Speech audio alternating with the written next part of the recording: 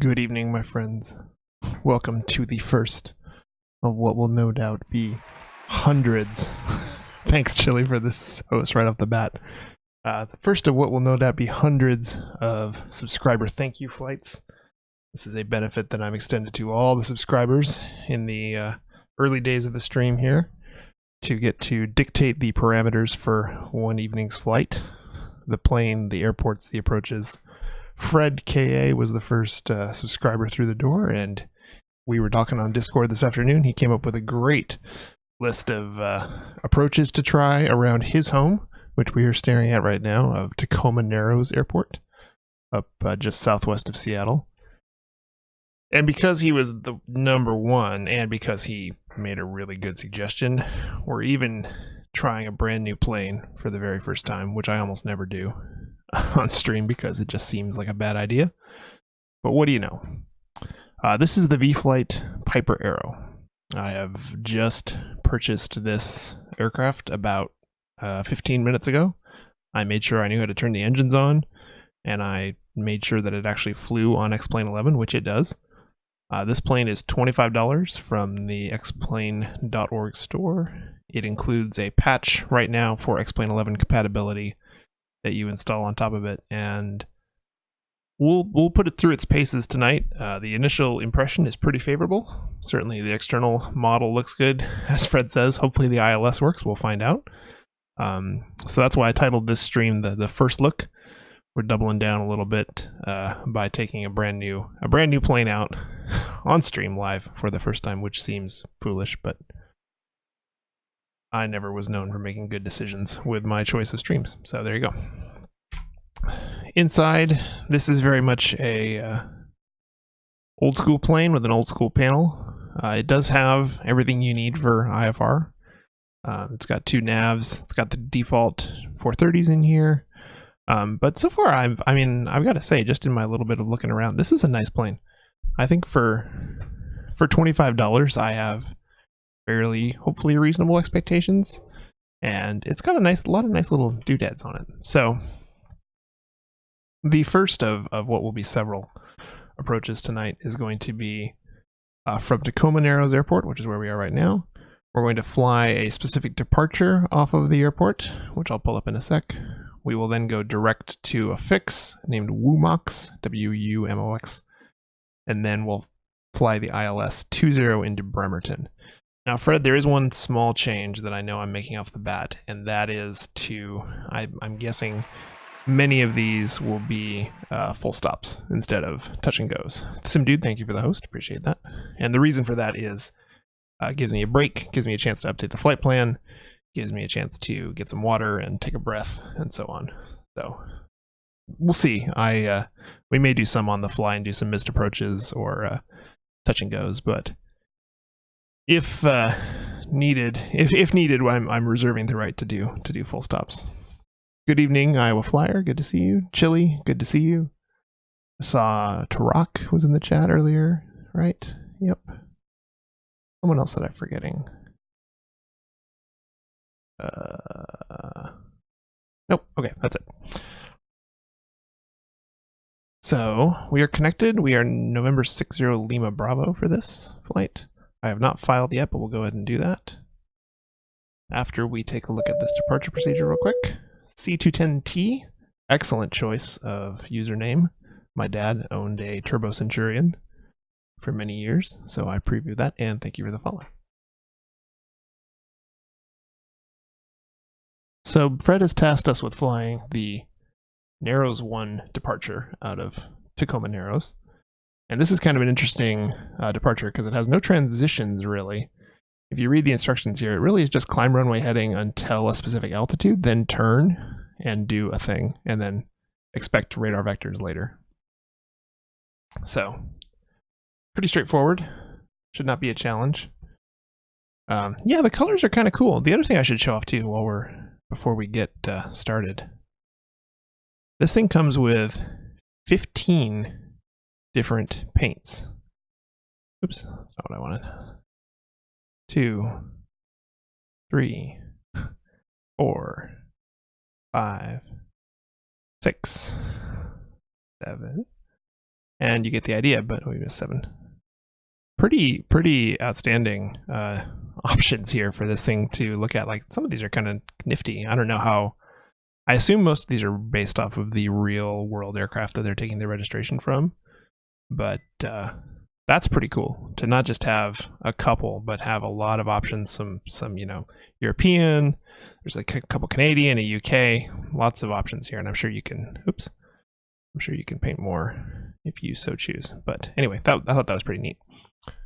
All right, so we need to file Pilot Edge. I'm going to fly this first one VFR, I think. We are at P28 Romeo, slant golf. We're going to go from Tacoma Narrows to Bremerton. We are on the Pilot Edge network. I think on this flight we probably won't talk to them because they wouldn't be doing much for us anyway. If you look at the VFR chart, you can see we will be below the Seattle Bravo as long as we stay below 5,000 feet. You can see the 5,000 here and the 6,000 here, so we'll stay under those. We are going to go Narrows 1 to Woomux, and we are headed west slightly, and we just said we need to stay under 5,000, so I'm going to go ahead and file at 4,000. True will be about 100, and in case of trouble, we will just come back here. So we'll try and stay out of these clouds. We'll dodge them. We'll go under them. We'll go around them if we need to. And I'm expecting this first part will take about 20 minutes or so. We'll file that VFR, and with that, I think we're pretty much ready to go. Dogs, good to see you, buddy. Don't. Yeah, pretty sure you're a little young to be donating $100. No offense. If you got $100 to donate, I mean, I'll take it, but. Make sure you save your money. All right, let us close the doors. This has a little control, oops, the window, little control panel down here, which is unfortunately not movable, so I can't show you it. Doors will closed. There we go. We'll pull the chocks. Now it's all closed up. Set the brake. It's an awesome little sound when you pull the brake out. One thing I did do for the purposes of streaming is it has an option to hide the glass, which I did. So here's what it looks like with the glass shown. And as you can see, it looks nice, but it actually darkens the screen up quite a bit. You can move these visors around and some other things. So I actually have that off because it makes it a little bit easier to see for the purposes of streaming. Just so you know that's happening. All right, brake is set. We can go ahead and turn our battery and alternator on. Avionics Master's over here. You can see, like I said, we've got the default 430. Got a nice little Nav2 Com2 set here. Val Dude's in the house. Good to see you. Million JFM donation. Thank you. I don't know what the exchange rate is on those. The Tim PE stream. I noticed it has a really nice little Nav1 receiver here. I've never seen one quite like this before with the DME built into the bottom here. That's pretty sweet. It's a shame the second one does not also have that, but that's okay. We will survive. What else do we need to do? Lights are down here. Yeah, strobe's down here. Landing light and beacon are there, so I'll turn those on. A nice little tail beacon there. That actually looks really cool. I dig it. And when you click on the key up here, it puts itself down in the ignition, which is kind of amusing. All right, I think we are ready to go ahead and start the engine up, so let's do that. Mixture needs to go full in. We need a little bit of throttle. We need any throttle. Hello. My mapping's gone. Oh no, it's not showing up. Why isn't my yoke showing up? There's always something on the checklist. Okay. Made the sound. Once in a while we have to go in here and... yeah. Insufficient system resources exist to complete the API. I've seen this before, sadly.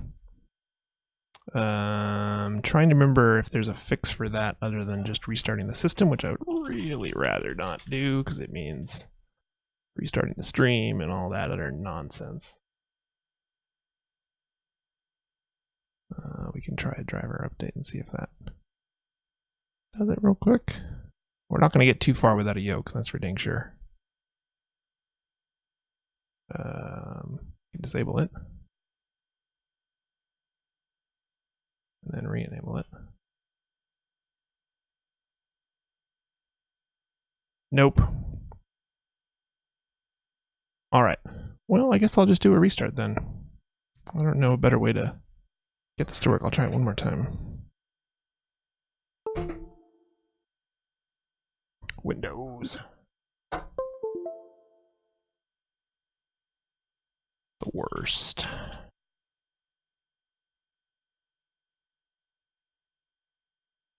Nope. Okay, we'll do a restart. I will put the stream back up as quick as possible. Sorry about that. And I guess I'll hang out and chat while we await the restart. Be right back. All right.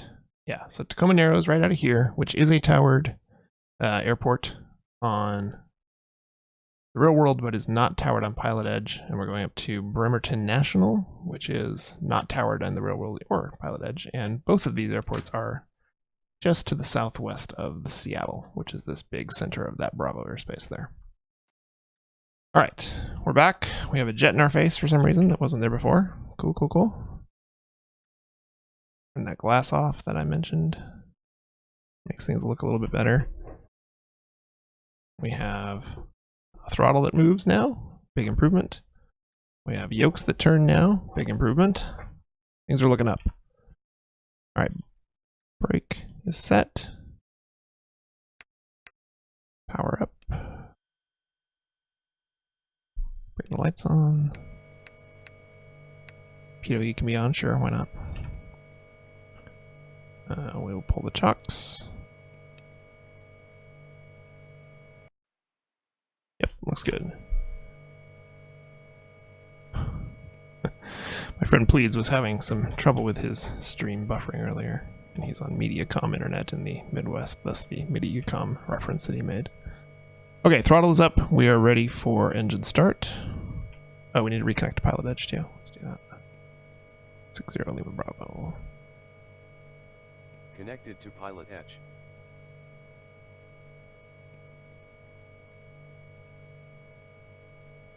Put the key in by clicking on it. Bremerton, they had two runners. They closed one to turn into a drag strip. That's hilarious. All right, brake is set. Start her up.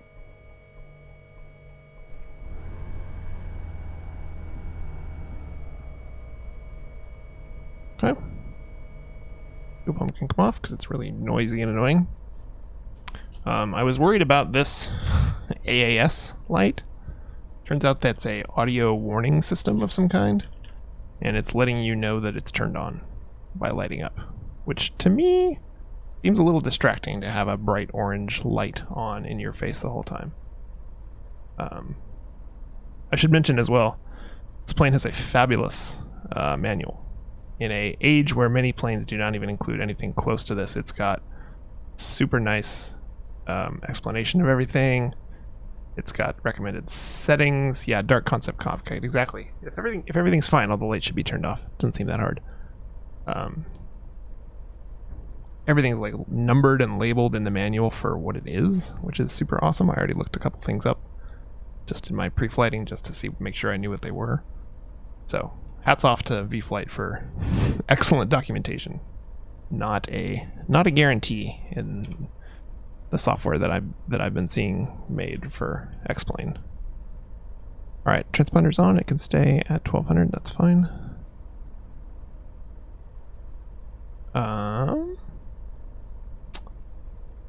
We'll tune up Seattle approach just in case we need to talk to them for some reason.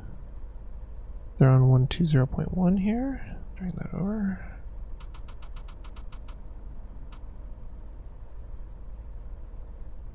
We have to mess with the volume a little bit too if needed. All right, Tacoma altimeter's 3014. We'll set that.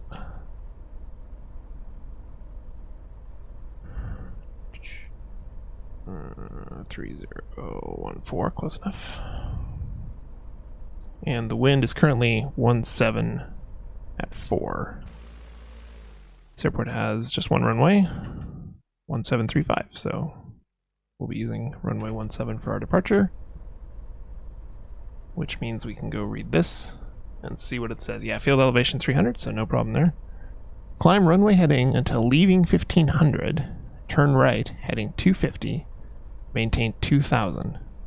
Expect filed altitude 5 minutes after departure. Now we're doing something a little bit weird here by flying this departure without being under ATC control. But we can, because we're VFR, we can basically do whatever we want. So we'll just, we'll follow the rules without following the exact procedure. That our heading bug for 170. Maybe do it a little bit faster with the wheel, maybe.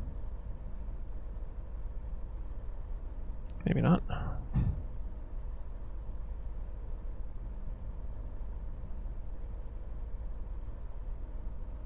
All right, lights are good. The autopilot control is down here.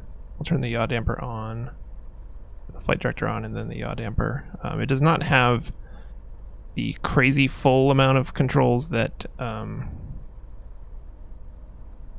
lot of the default planes have, but it has enough to get us by. Certainly for our purposes, we should be just fine. Okay. Anything else we're forgetting? I don't think so. Check our map and make sure that our comms are working and everything. Yep, looks good. It's quiet in the western US area tonight. Alright, let's go ahead and put this thing up in the air. Flip my chart here so I have it handy. And we filed an altitude of 4,000 today to stay under the Seattle Bravo for this part of town.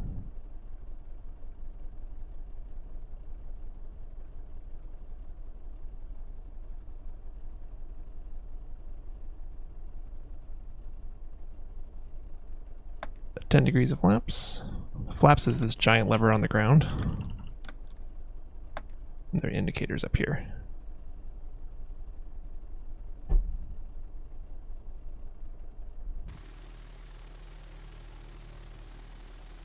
You know, this is the vFlyte Piper Arrow. It's a plane I just bought about 20 minutes ago, so we'll be learning it as we go here. $25 currently on the store. This is default X-Plane 11. I did not download any scenery for any airports on this stream that I can think of. I'll verify that in a moment, but yeah, this is default. This is certainly default Tacoma Narrows. Not too shabby. We've come a long way since the days of flattened default airports in X-Plane for sure. A long, long way.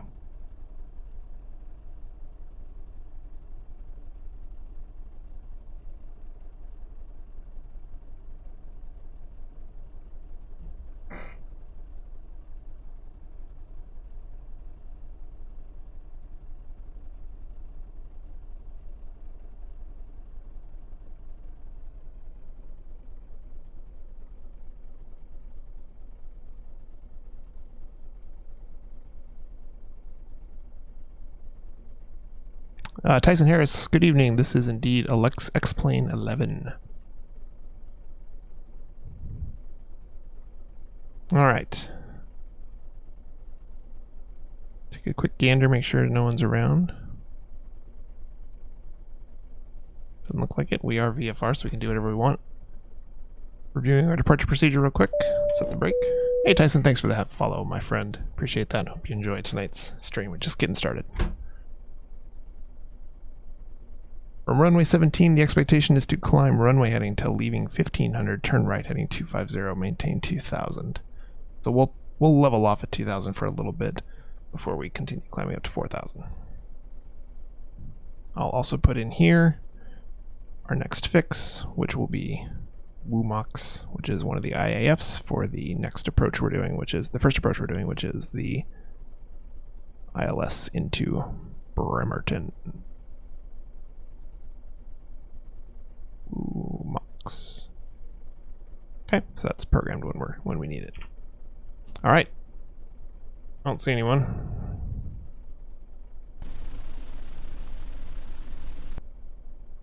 I don't see anyone. Reset that view real quick. Yeah, Chili, this is Fred K's home airport right here. So this was his selection for his subscriber flight in terms of determining the airports, and in his case, even the plane, since he was the first one through the barn door. I went ahead and let him suggest it. Plus, he made a good suggestion. This is a plane that looked really cool to me, and so far so good, and we'll see. If there are issues, we will almost certainly find them with the diversity of flights that we have planned for this evening. Okay. Mixture's full, props full.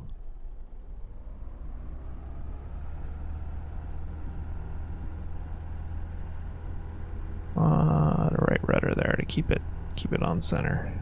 There we go.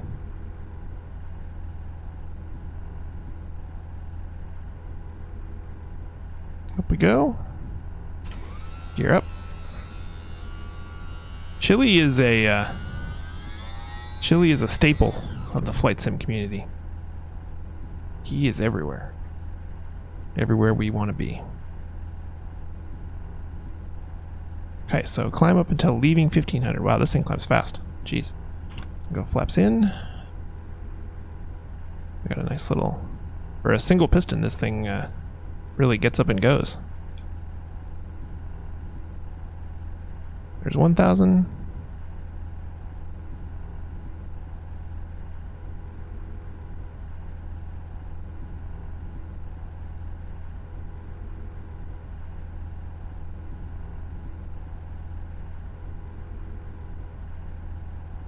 Yeah, we need to get to 1500. Pitch down just a little bit. Southwest 1989, connect Denver approach 123.85. Okay, now we're running that right turn to 250. Good chance to check out the Puget Sound. Again, just southwest of the Seattle area. A whole bunch of beautiful islands. Fred's doing a little tour guiding for us. Love it. Like that so you can see a little bit better. And we continue our climb up to 2000, which we just reached. Let's go ahead and nose down a little bit. And slow down a little bit. Hey Tyson, thanks for the host, bud. Appreciate that. Okay, let's go ahead and set the autopilot to maintain our altitude and our heading. Push the heading knob to sync it. And then push it. There we go. Oh, it didn't turn on yet. We're a little high. Come on, nose back down.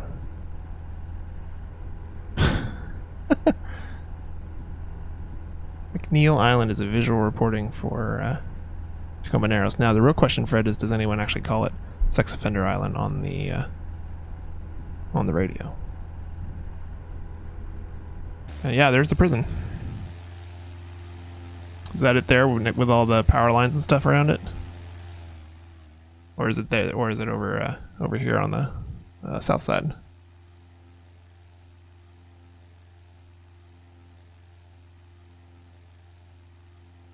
All right, so he says it's this thing. Chili, pass. I think we're good.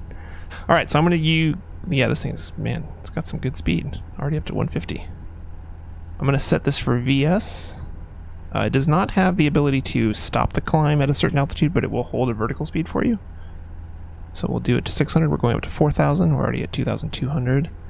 And we are ready to proceed direct to Wumox, which is just about 21 miles away, not too far at all.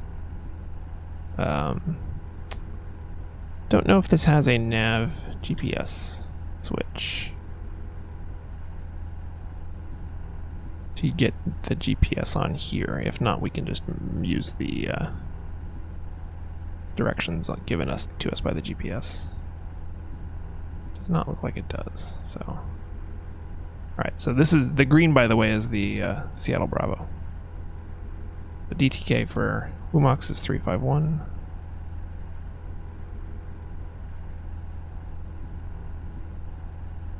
Chili's a flight sim god. Wow. High praise there. There you go, CDI. Yep, you got it. I was hoping it would put the distance here too, but it did not, but that's okay. All right, so we'll keep an eye on that.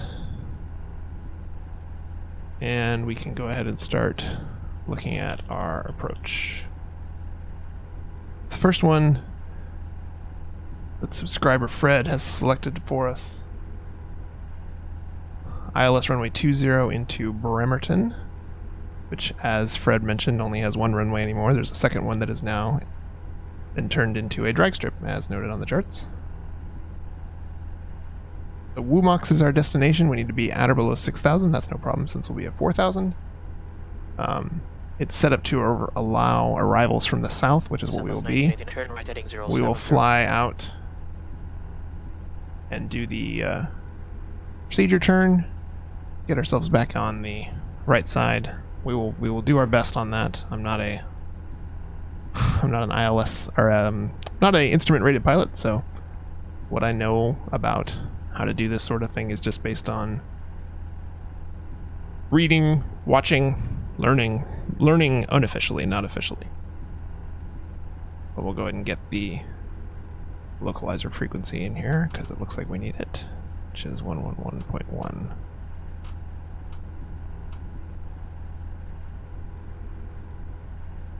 Southwest 1989. Denver, and the course will be 15 miles. 197, so 17 outbound. Southwest 1989, cleared visual approach, running on 6 left. Okay. So we can go back to map mode here. We don't need the FPL. There we go. Okay, right up at 4,000 here, so let's go ahead and switch it over to altitude hold. Level us off. We can pull the engine out a little bit. And look out the window.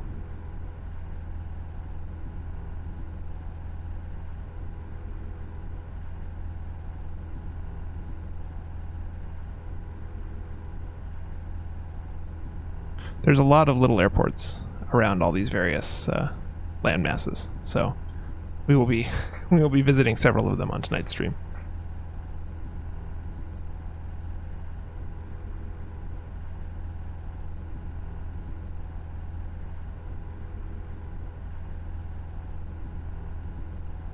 Southwest 1989, connect tower 135.3.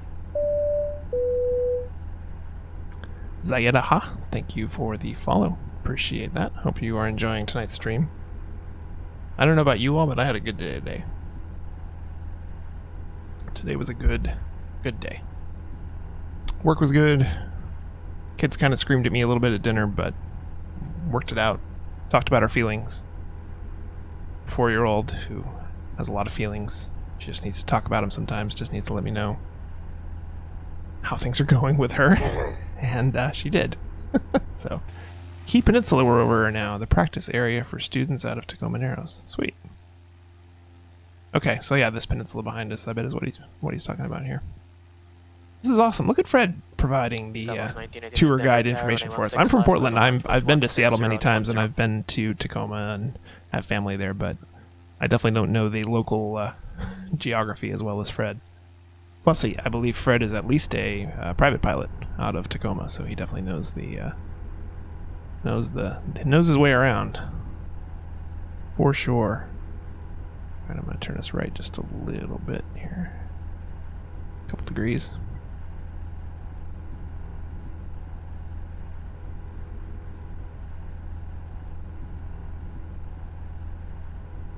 I'll give you a look around at the plane too, since we're in a free moment. I mean, I gotta be honest, I've paid more money for planes that had a lot less attention to detail than this thing does. It's pretty not bad so far. We'll see how it flies on the approaches and kind of the flight modeling is, but visually, inside and outside, like, texture work is really nice. Love the like dirt that's on here, a little bit of grime on the bottom. The top's a little bit cleaner. You can see the kind of fuel runoffs here. This is a nice add-on. I never had any vFlyteAir aircraft before. This is my first one, so I didn't really know what to expect. Panel looks a little flat. I don't know. Let's get up on it real quick. I mean, it's there. Like some of the wood grain on this is kind of nifty, and the gauges definitely have a lot of definition to them.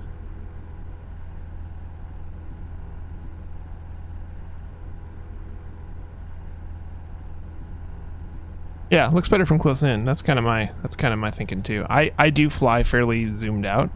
I think the default viewpoint on this thing was more like up here, and it may look a little better up there. Barrel Tyson, we're good. I don't think we need any barrel rolls in the Piper Arrow. That would be a stream limiting move. I just like the little details. Like you can click the spots here to plug in the headset, and when you do, it mutes the engine sounds a little bit because you're wearing a noise canceling headset. There's like a co-pilot you can turn on, which I guess maybe that's only visible from the outside. Yeah. Now I got a dude sitting next to me. Can't see him inside, but that's all right. Southwest 1989, turn left on Foxtrot. We'll leave that on. That'll be Fred. Fred will be sitting next to me. Really, he should be flying since he's the one with the pilot's license. Deadhead is a Navy yard where they do refitting. All right, cool.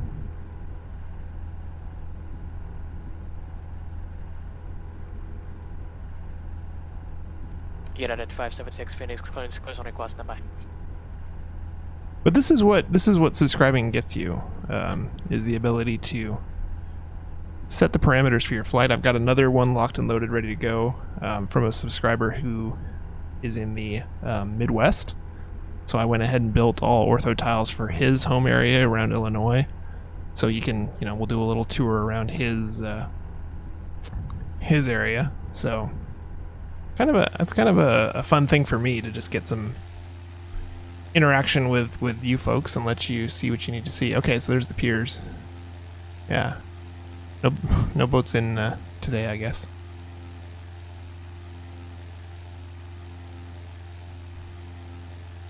But it's fun for me. I hadn't flown into these airports in quite a while. I believe that's Bremerton right there. Is that right? Yep, sure is. Okay, so that's where we're going. You can see the closed runway there with the X on it, which means we are getting close to our waypoint of Wumox. Southwest 19. I'm going to throw this back onto VLOC. Got our needle ready to deflect here. United 576. The initial crossing restriction for Wumox coming from the south is 3,500. United 576 cleared to the Burbank Airport. Mesa So 5 we're fine up here at 4,000, no problem. Transition and asphalt. Climb via SID. Dude, trying to get chilly. Trying to get chilly what? He's right there.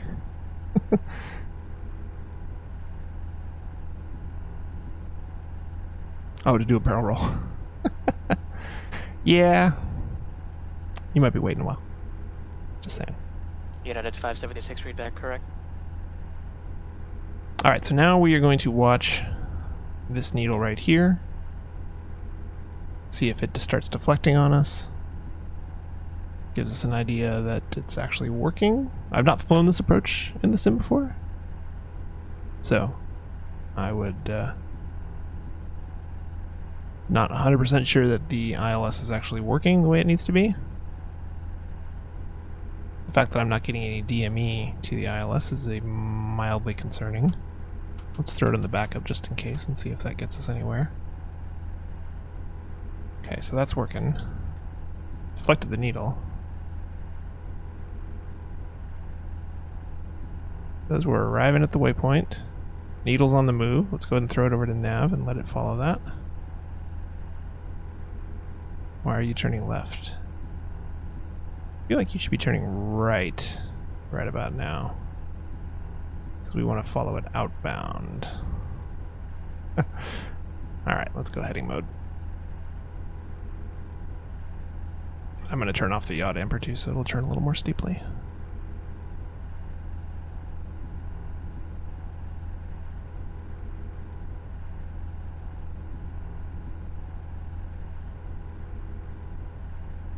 So we are flying the back course now, which means we need to turn into it a little bit more to get that needle to deflect back.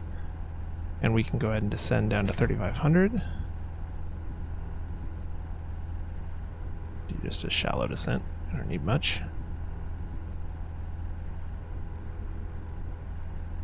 So localizer's working fine, but we don't have a glide slope yet. That's a little disconcerting. No glide slope and no DME makes this a little trickier than it needs to be.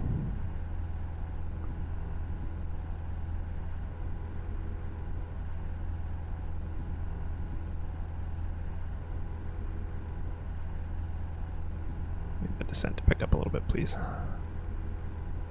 Try 750.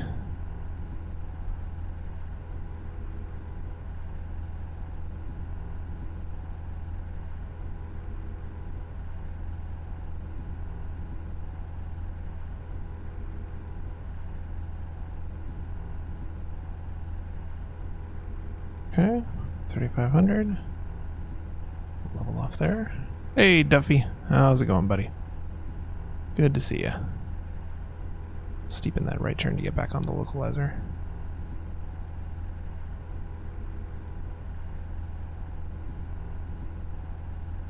There it is. Now the needle's moving. Zoom in a little bit here. You can see it just making its way. November 8, 2728. Back to center. Clearance, close on request, standby.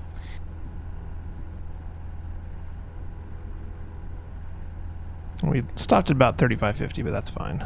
Okay, let's turn left back to 17, which is the kind of outbound leg here.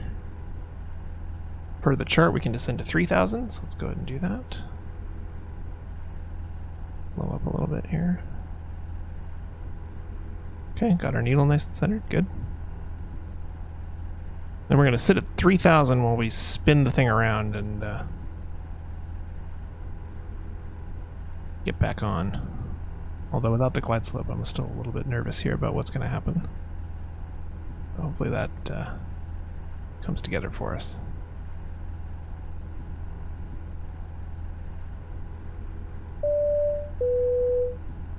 Alpha Wolf Play, thank you for the follow. Hope you're enjoying tonight's stream. November 8, 2728.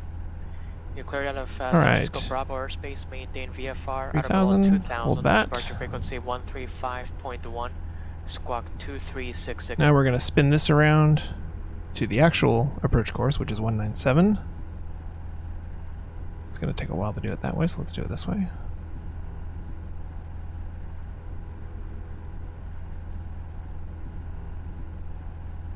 There we go. And we're basically going to make a Pepper 728, read back correct.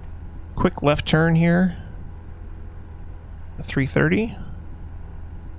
We're going to go out for a little bit on this heading, and then we're going to make a turn all the way back. So what I'm doing here is the turn leg up here.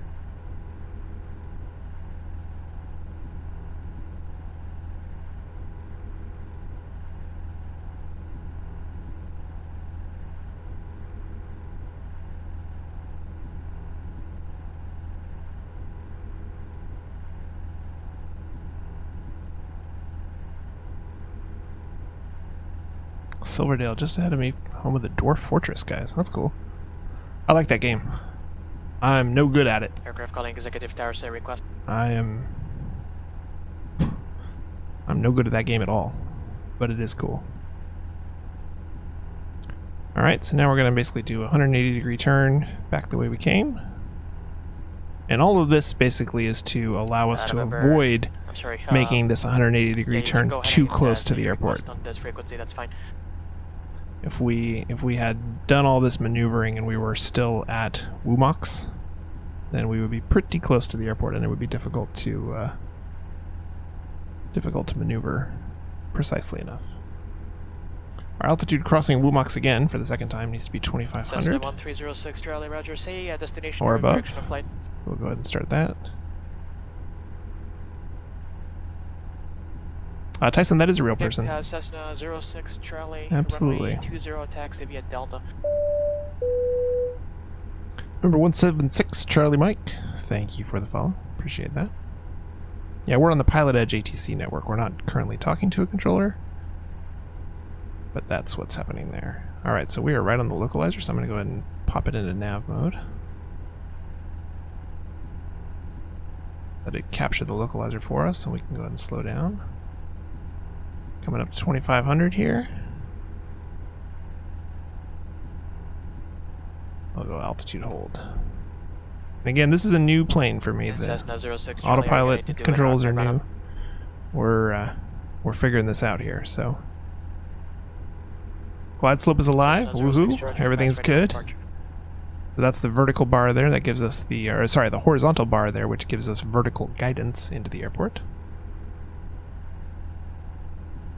And you can see it's just chasing back on to get back on that localizer. Still no DME, but that's okay.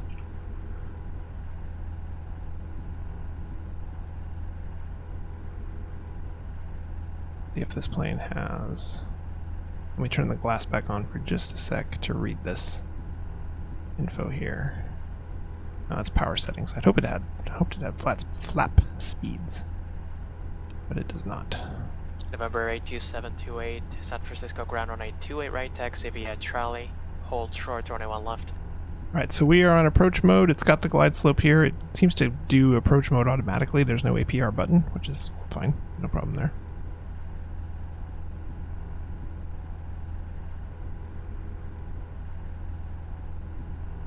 Nice day for some flying around the sound, for sure. Meant the taxi instruction runway 28 right at Echo, taxi via Charlie Echo.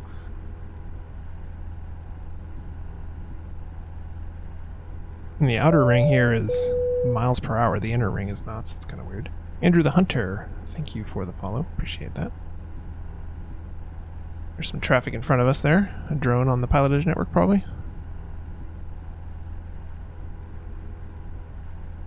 Don't know why it's transparent-ish. That's weird. Haven't seen that before. Alright, we're level 2500. Glide slab was alive and not yet on it. We're all good.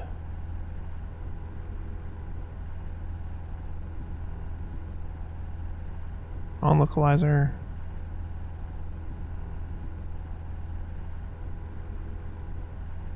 Oh yeah, no DME. I'm sure that's indicated on the chart somewhere. I don't know what it is. I do not want a Windows feature update right now. This is a terrible time for that. No thank you. I've already had to restart once in this stream. I don't really want to do it again. Windows.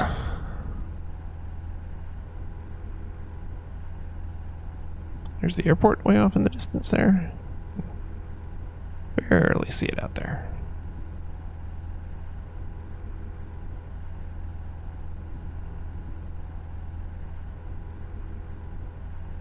Fred, that's awesome. You will get value out of the Pilot Edge subscription while you're doing your instrument rating. I guarantee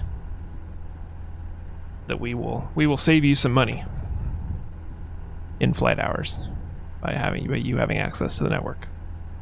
Instrument students are like our primary demographic.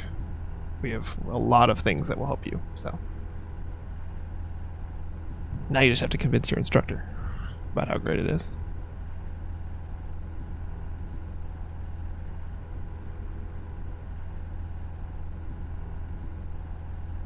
Alright, we're back to Woo Box almost, where we were just a moment ago. Quick look at the city there.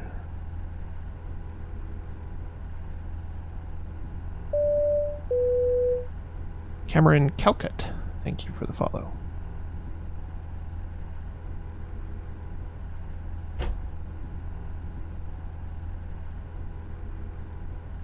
Okay, glide slope's coming down. Let's go ahead and slow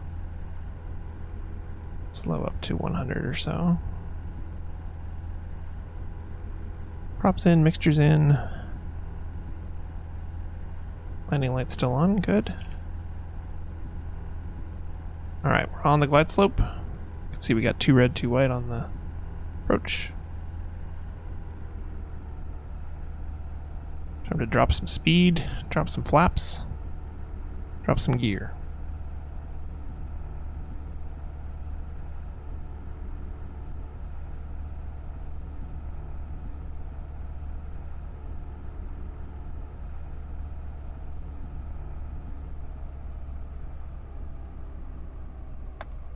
About 10 degrees flaps.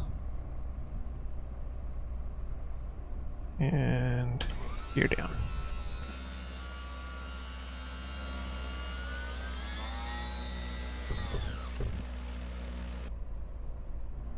I need some throttle now, which just got very much more draggy. Tyson, that is. It's my life coach, my inspiration, Ron Swanson. Whenever I am faced with a difficult decision, I ponder to myself, what would Ron do? And then I do that. So far, so good.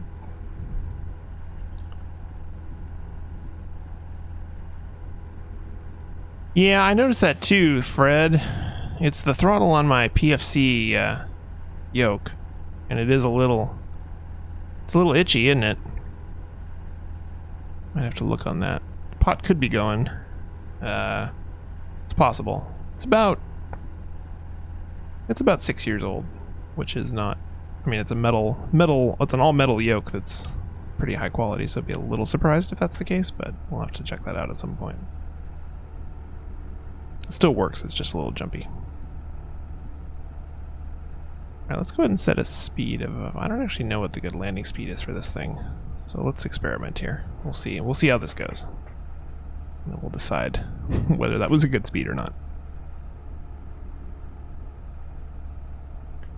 I don't know, Fred. I've never cracked it open, to be honest with you.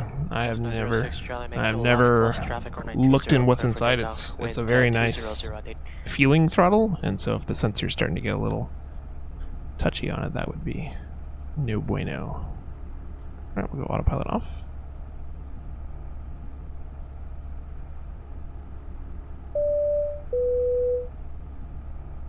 Z Adolf Kadu, thank you for the follow.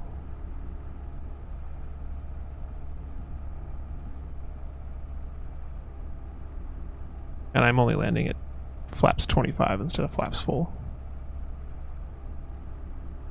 This runway is 6,000 feet long, so I feel fairly confident that that's an okay move.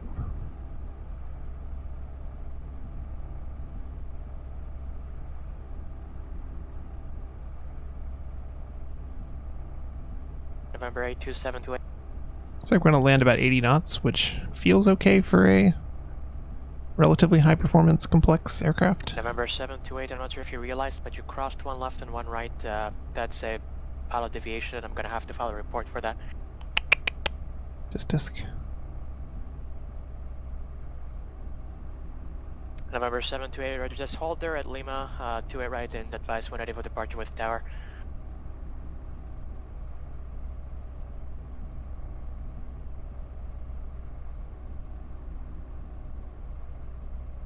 November 728, advise ready for departure with the tower, connect tower. Wink. You should have kept the nose up a little bit more. Also definitely landed fast, because it's bouncing. Alright, good to know. Considering I've literally never flown this plane before. Oh boy. Now the brakes are locking up on me. Good to know. We will adjust for next time. This thing's like spinning out. The ground handling has some troubles. Alright. There we go. Well, it looked like a good landing until it wasn't. Let's go get finish off-roading. Fred, no. The deviations thing is for tracking, drifting, exactly. The deviation system is for tracking our, the progression of pilots and their skill level and making sure that they need to get the help they need. As long as you're following our instructions about getting the training program, and progressing and not making the same mistakes over and over again and not being malicious, then you'll never have any trouble. So what that felt like right there was very much an X-Plane 10 aircraft that's been ported to X-Plane 11, because X-Plane 11 is really notorious for terrible ground handling, and that was not great. We did land fast, but not anywhere close to fast enough for that to have happened. So we'll see if that happens again on the next one. But so far, that's my only beef about this thing. And it may just have been because we landed so much faster than it's designed for, that the flight model didn't quite know what to do with it, which is very possible. But as soon as I got on the brakes, it started skidding around on me. So, all right, let's set the brake. Welcome to Bremerton. Made it one piece. The approach went fine. Yeah, X-Enviro definitely also Remember, causes issues for that too. Right so departure, runway 28 you were totally right. For takeoff, wind 290 at 14. Okay, what is next on Fred's to-do list? Oh, I should close Discord. Let me get it open again.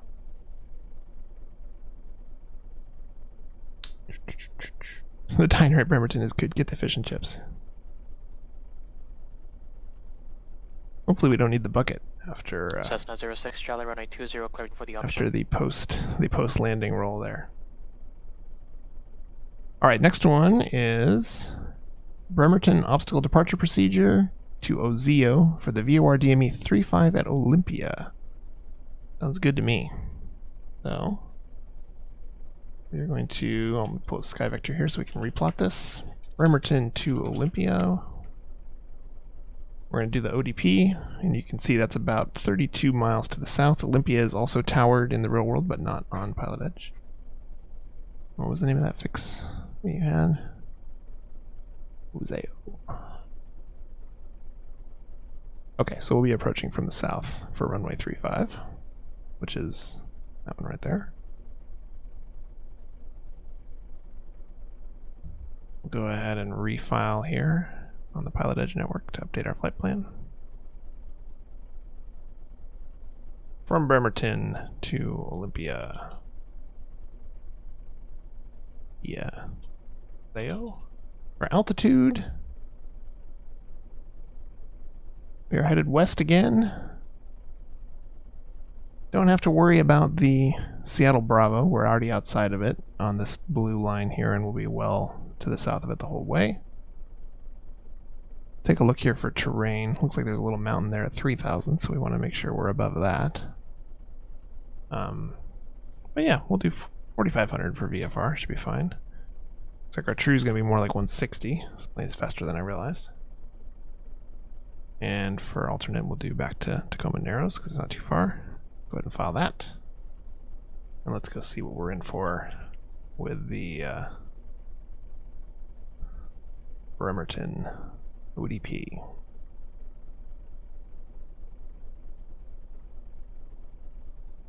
Bremerton National.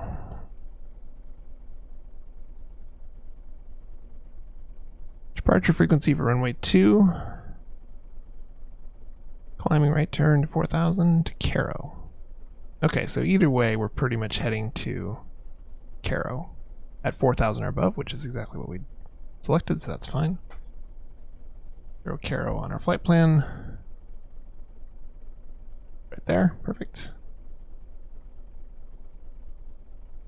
Now, we just landed runway 20. I don't actually know what the calm wind runway is. Let's see if it's in the notes for the airport. Departure.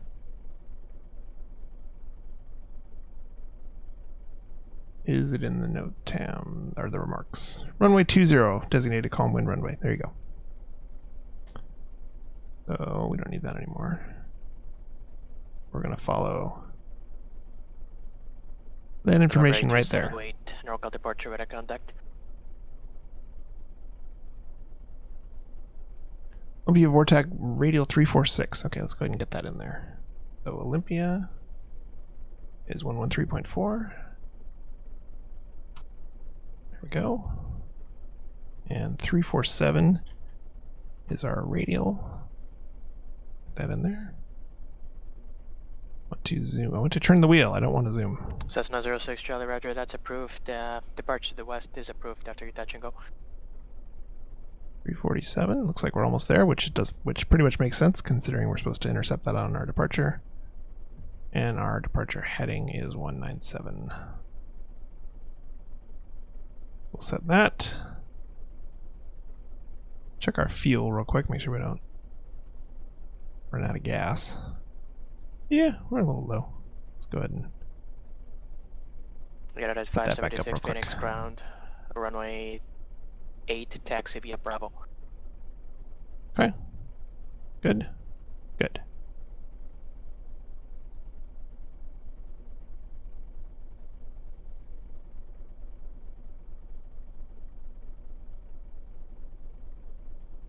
We're gonna go from Caro to Ozeo, so I'll put that in here now. Even though United we're not gonna go 576, straight there, but I'm gonna have it 26. here and ready to go for later. United 576, runway 26, taxi via Bravo.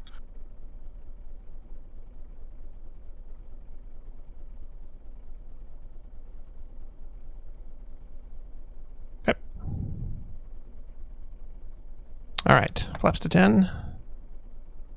Everything else still looks good. We can go ahead and roll on back to runway 20 and get going.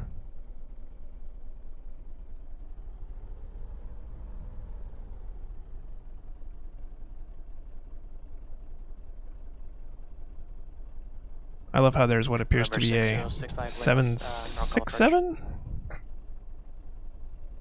757? From Wizz Air, which is a Polish airline. Sometimes X-Plane draws some weird planes. I don't know about those decisions that it makes. Yeah, I'm pretty sure that's not authentic. I agree.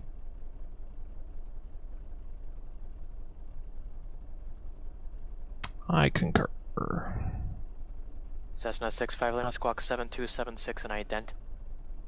So lesson learned, we'll land a little slower. And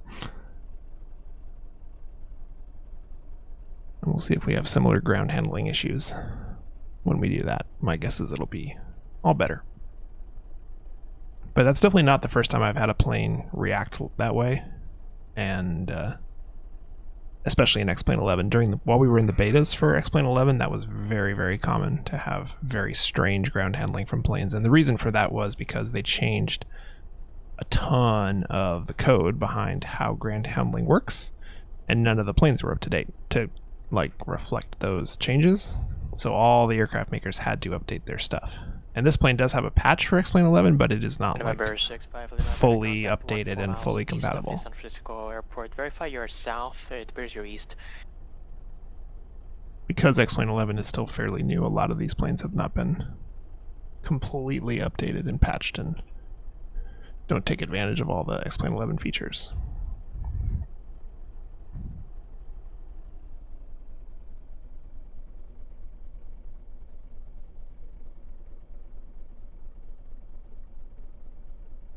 Okay, November 65 Lima. Yeah, it appears you're about. And also, in case you're wondering, that was 16 miles east of the San Francisco for reals airport. the first time I've ever landed that plane. Cleared, So San Francisco I don't feel too bad about it.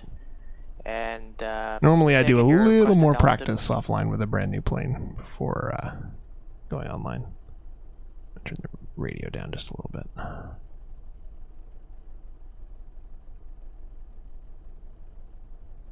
But it's all about the subscribers, man. I'm here for my fans. Let it never be said.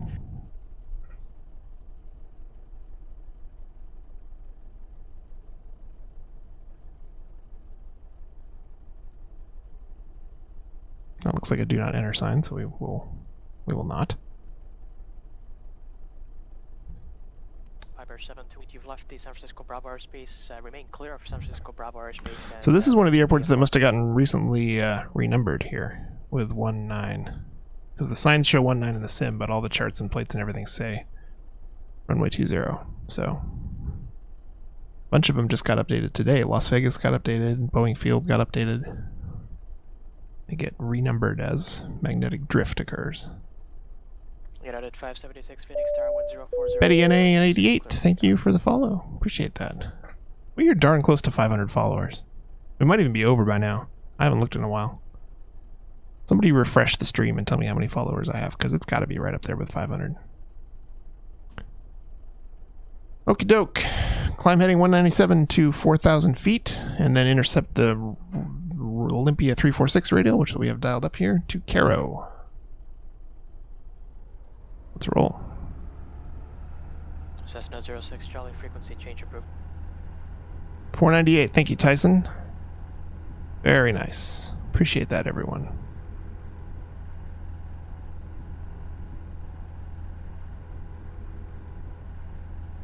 Alright. Gear up. Twitch shows 495. Yeah, I mean, it's not an exact science. We're close to 500, and that's what I care about. I mean, I don't care, but I care. I do care. Flaps can come in. We're watching this radial here. Watching our altitude to get up to 4,000.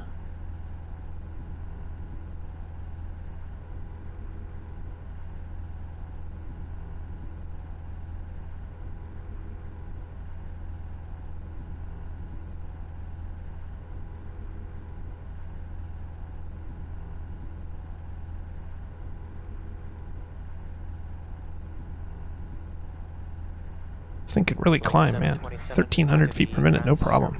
Not even a problem at all. Victor 611 then as filed. Maintain 17,000, expect flight level 240 minutes after departure. Departure frequency 119.15, squawk 3313.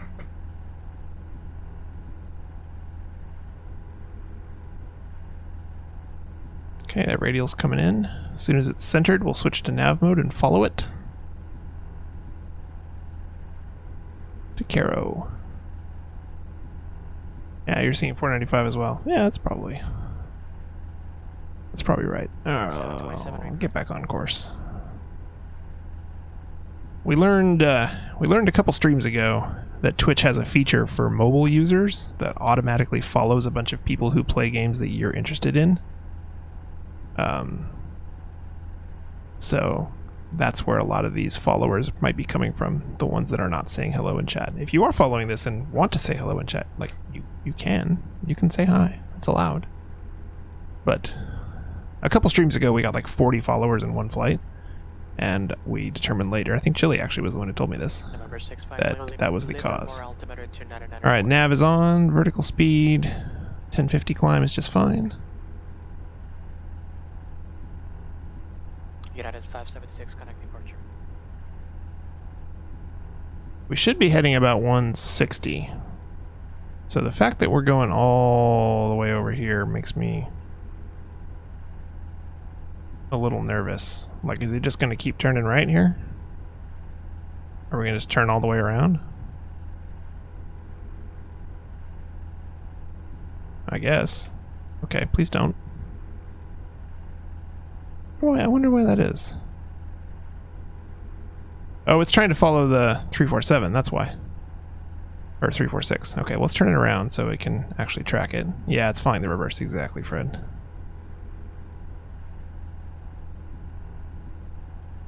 United 576, Phoenix departure, radar contact, climb and maintain flight level 210. 166 is what we want. Let's see if we can do that. Link 7. We're at 4,000. Let's go ahead and level off, please. Right, taxi via Actually, a little high, so let's dive a little bit to get back down to 4,000. Okay, so now we're back on our eventual course, but it has to go left a little bit to recapture it. Big mountains over there, need to fly around. Yeah, I would love to show them, or I guess I can do it this way. There we go. Yeah, this is pretty up here. We've done this sort of like low and slow flying around the gorge east of where I live, but I haven't really been up here to the islands before. This is cool. Good choice, Fred. Good work. Alright, we're at 4,000. Let's go ahead and hold that, please. Alright, rereading this. Olympia Vortex Radial 346 to Caro. Intersection, which is Olympia 19.4 DME. So we're watching this number right there to get down to 19.4. And once it does that, we'll be at Caro. After Caro, it says continue climb and hold to 4,000 before proceeding a course. Well, we're already at 4,000, so we don't need to worry about that.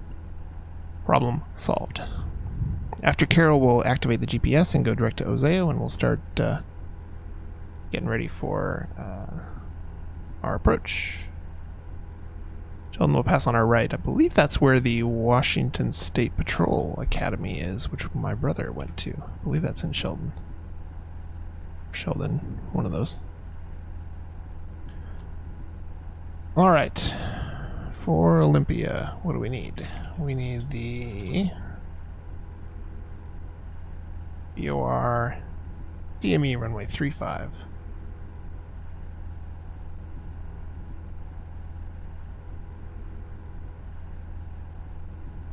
Fred's given us a DME arc to play with tonight. Fred, you shouldn't have. No, I mean really, you shouldn't have. So we're going to be coming into Oseo from the north, so we're going to kind of follow my cursor down to here. You can see there's this big sweeping arc, and see how it says OLM 15.3 arc? I'll zoom that in a little bit so you can read it. That means that from this VOR, Olympia, we're basically supposed to fly that exact distance, 15.3 on our little DME, which is this number right here, until we reach this radial, 356.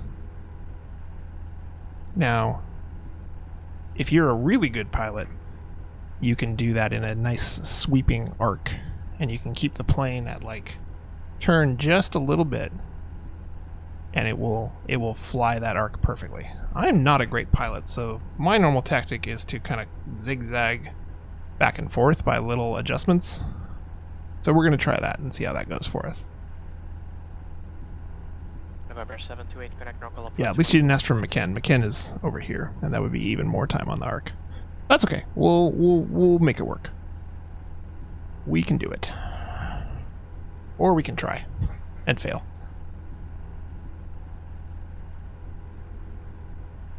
One of those two things will happen. We will do it or we will not. This I can guarantee. Alright, 19.4 is here, so we are at Cairo now, which means we are cleared to go direct to Oseo, which is a heading of about 185. Local approach, Roger, Monterey altimeter 3001. Set our heading bug since we're no longer worrying about that radial.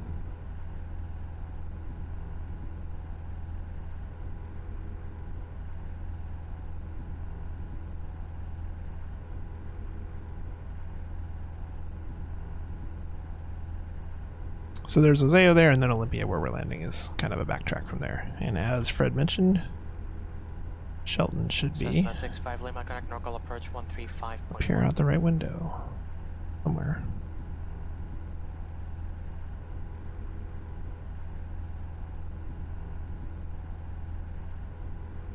Over there, maybe? Hard to see from up here.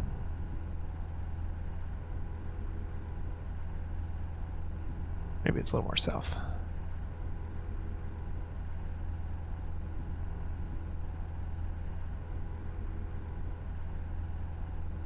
And we're trucking along. How fast are we going? United 576, connect Albuquerque Center 13, My correction ground speed. 128.45. 161. Man, not bad. This thing really goes. At only 4,000 feet too. I guess we are full throttle. That probably helps. November 6065 Lima, Probably slow down just a little bit.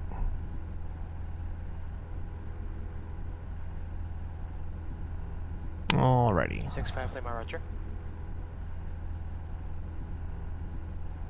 So I'm going to go ahead and set this in here.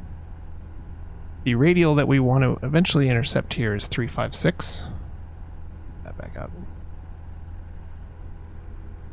United 576. And it's 113.4 Olympia, which is still what we have dialed in because that's how we got to Cairo. We'll go set this to 356.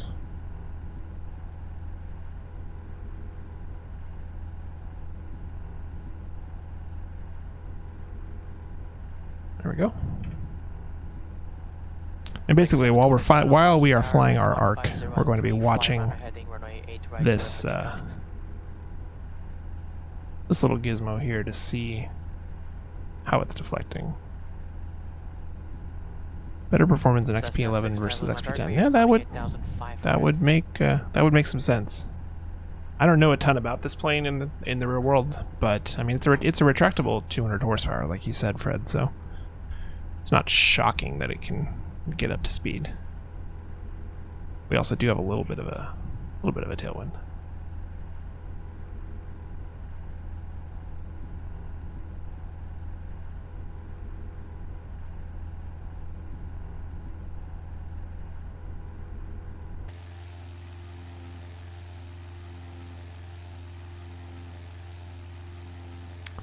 Oh, okay, yeah, flight factor 757. I have not tried the 757 in X-Plane 11. Frankly, it's kind of a rocket ship in 10, too. That plane is fast, and it has gigantic engines. So it would be kind of hard for me to tell that it was anything different than that, honestly. Oh, that's right. We said we were going to cruise at 4,500, not 4,000. Let's climb a little bit up to 4,500.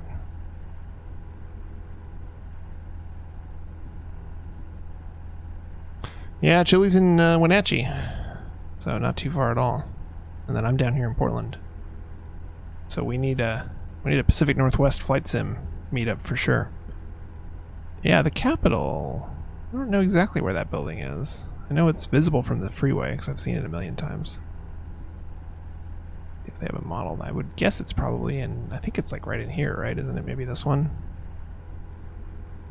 Let's see, I gotta watch this. Yeah, we're 4,500.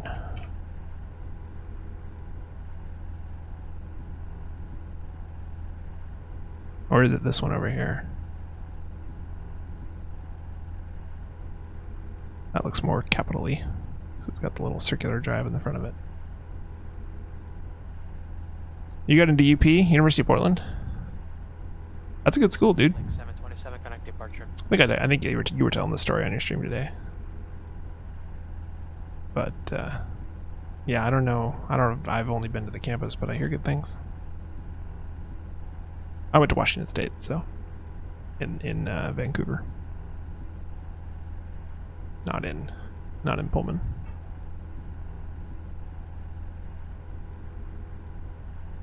Link 727 El Paso departure, radar contact, turn left heading 350.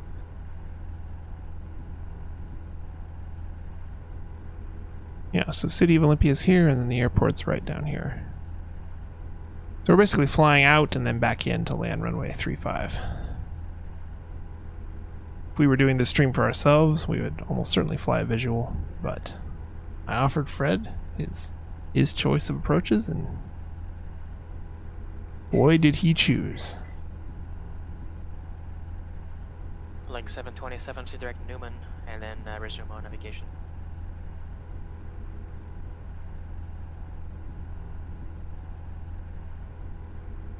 We have 2 more approaches after this one, so.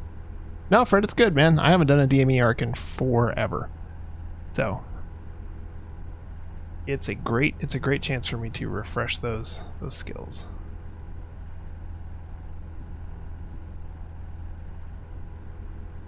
Yeah, harbor visual, exactly. I totally agree with you.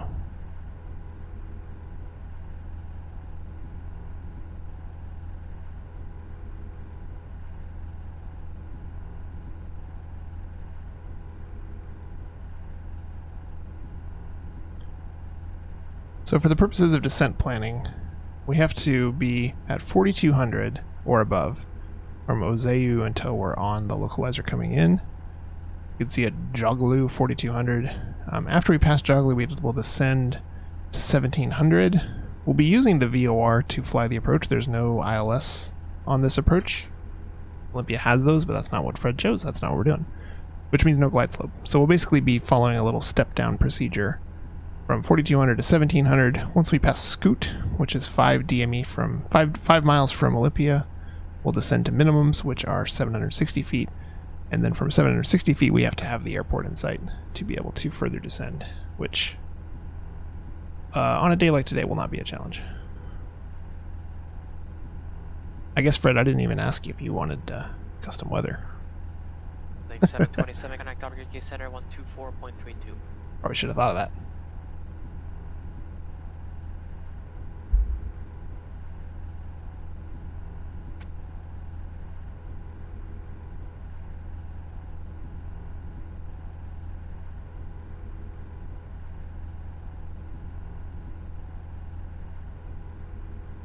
Once we're not too far from Moseo, we'll start the descent to 4,200. I also want to slow down because I don't want to fly the arc too fast.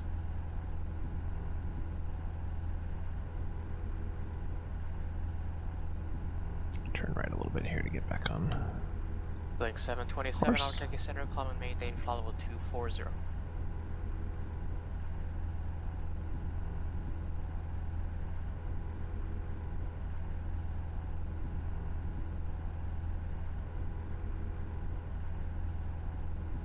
Ah, the boats with the distance and the lack of a timing block. Yeah, that makes sense. That makes sense, Fred. See? We're learning things. Livioit, thank you for the follow. That might be 499 or maybe 496. We're not sure. SkyWest 12, connect Numbers are hard. 120.905.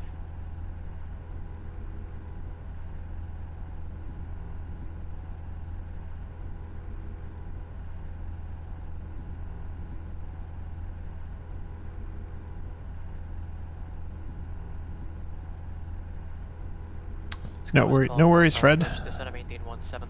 You're doing better than I am with the knowledge portion, that's for sure. But you're smart to get your instrument rating if you want to be a pilot in the Northwest. My opinion is that a instrument rating is not really optional. It is a required feature of your pilot certificate if you want to be able to fly more than about 3 months out of the year. Like right now, it's nice. But in about a month, it's going to start getting gray and windy and rainy, and your available flying days without an instrument rating will plummet quickly. So really, we can watch this number here, which is counting up from 7.8 right now. Once this gets to 15.3, which is the magic number for this arc, based on a little indicator right there. We know that we're on the specified distance, and we can begin that series of left turns that will kind of zigzag to stay at about 15.3 plus or minus as we arc around.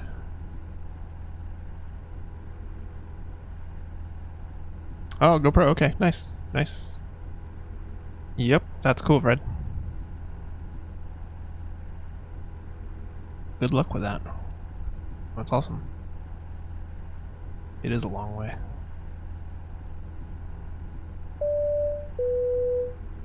Ches XTY, thank you for the follow.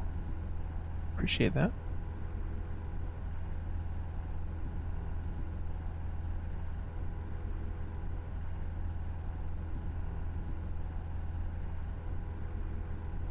Cessna SA5 Lima, connect local approach 127.4.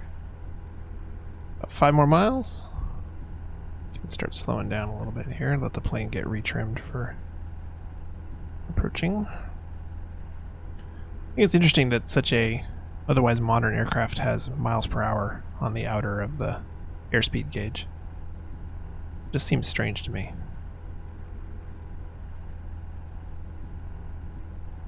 I don't know what's going on with this like outer band here, because knots is here on the inner numbers, and then miles per hour is out here, but then it's 120 and then 120 again. And VFR to your discretion. So what's this band? I am honestly not sure. Oh, it looks like I can move it.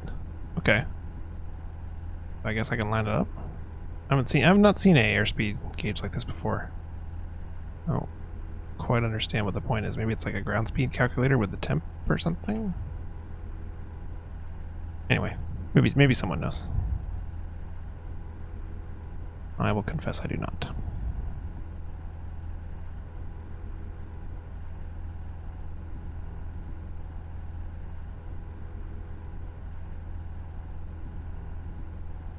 Oh, for truce airspeed. Okay, got it. That makes sense.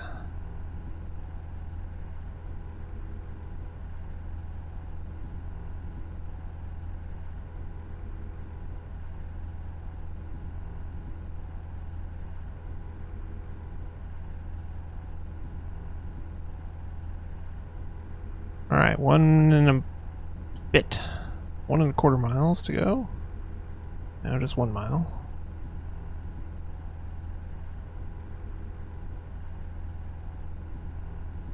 Yeah, exactly. In the age of FlyteAir, who needs a true airspeed calculator? All right, let's begin our left turn. We'll start with about 90 degrees and see how that treats us. 090. And then we're just going to watch this number, because we want it to stay about 15.3 as best as we can until this line is lined up in the middle. And it's gonna go up and down a little bit as we're kind of going back and forth here. If it gets bigger, that means we're getting farther away from the airport, which means we need to turn left. If it gets smaller, that means we need to turn right because we're getting too close.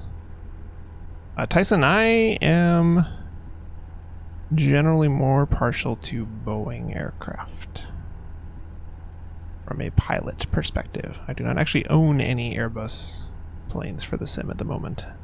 Alright, so it's getting smaller, so we're too close. We're headed the wrong way. Turn out a little bit. I would say Boeing, GA, Embraer. I like Embraers. I have a couple of those. We'll be doing some Embraer 175 flights in the near future.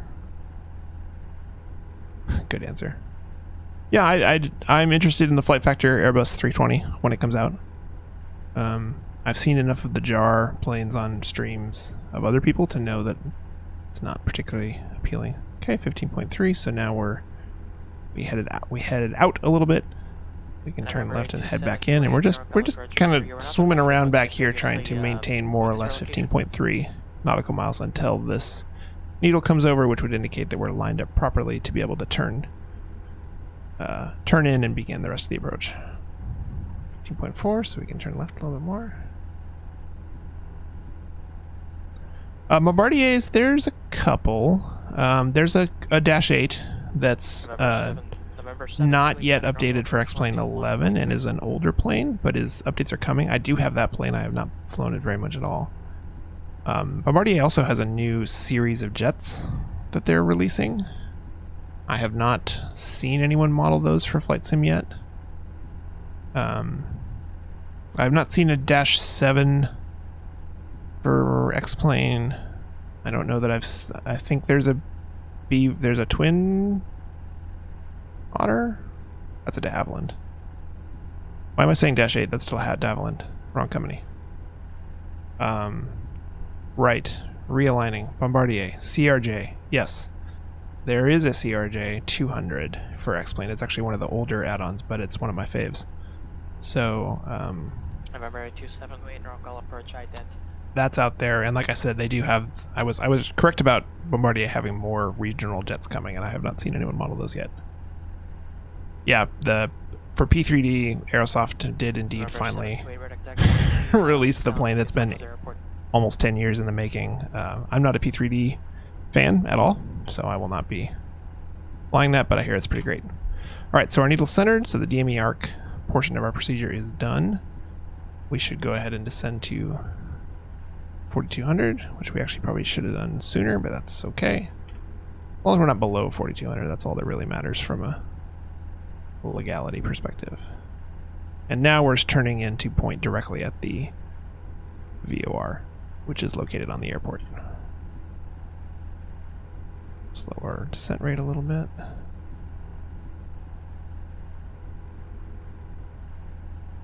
We actually overflew a little bit, so we're going to go left and pick it up again. We didn't start our turn inbound quite quick enough. Now that we're past Joglu and we're inside the kind of arc here, so we're like right in here now, we can descend down to 1700, so we'll do that. We can speed up our descent again and slow down throttle a little bit.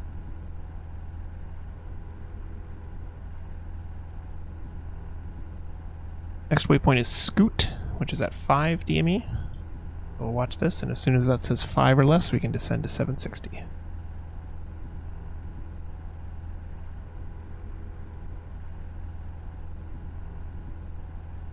And there's the airport right there. You may notice we're not precisely lined up for the runway.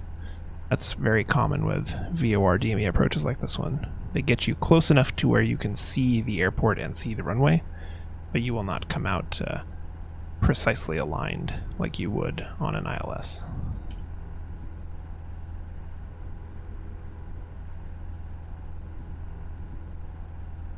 Go throttle all the way out since we're descending pretty quick here. Yeah, I haven't seen a good 787 for X-Plane either.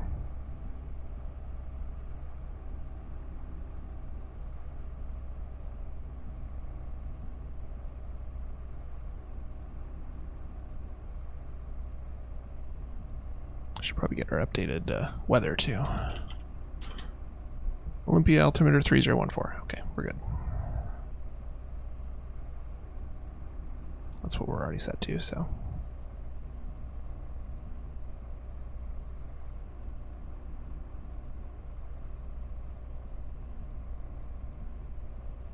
Skywest 12, connect normal approach 127.5.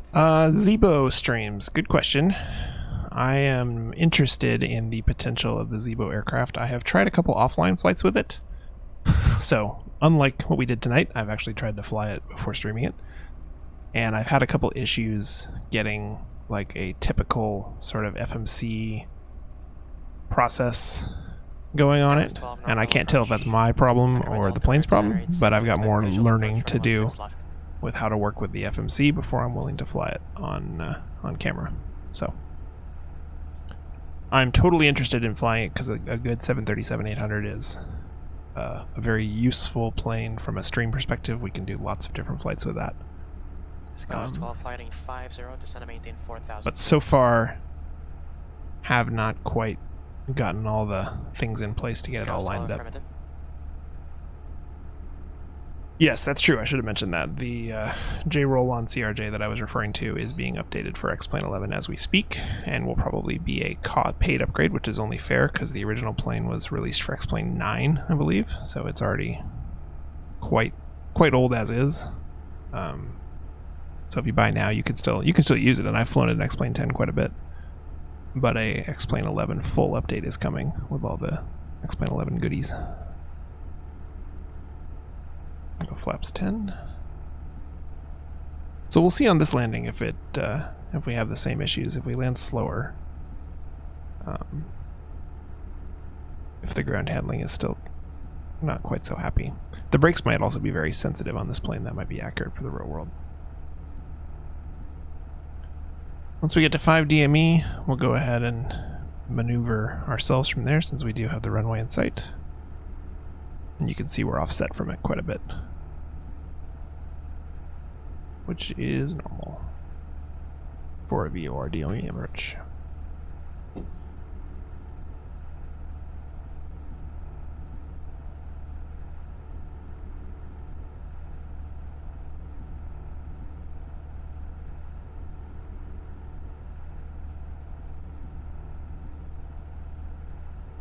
A little bumpy here.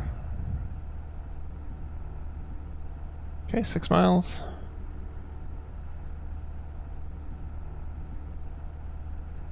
Go ahead and go wheels down.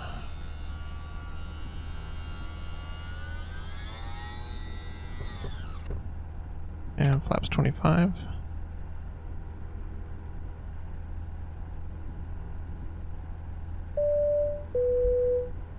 Roman WWER, thank you for the follow. Appreciate that.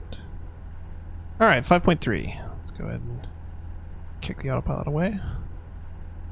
And we'll go ahead and get ourselves lined up here.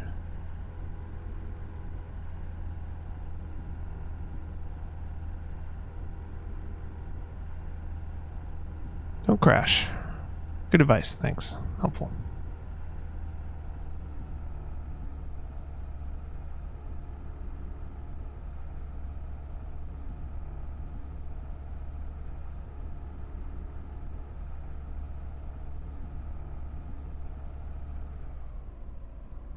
Slow down here. Get back on our glide path. There we go. It's better.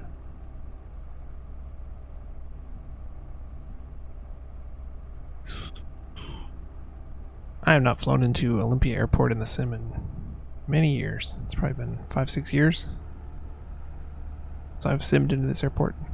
Good choice, Red. Cessna 65 Lima, traffic control between the executive airport. Radar service terminated. Squawk VFR, connect executive tower.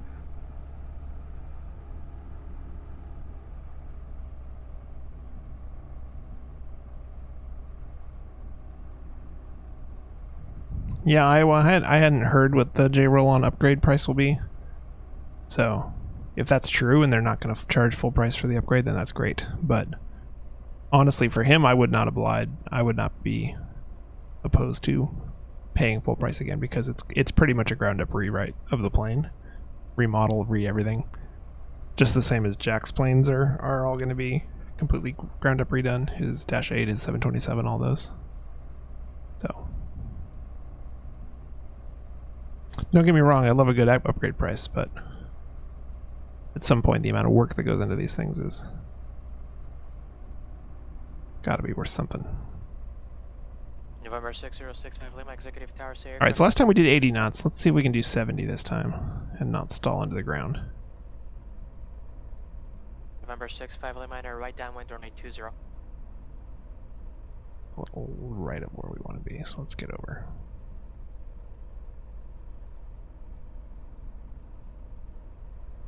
There's about 75. Yeah, holding off on buying makes some sense. Sky was 12. Unless you're still on X-Plane 10 anyway. It's a great plane for X-Plane 10. I enjoy it. I've definitely streamed it before.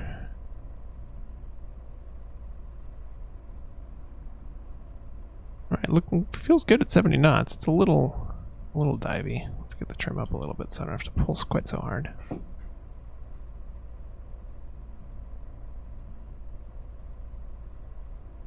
A little high, let it dive a little bit more. A little less power.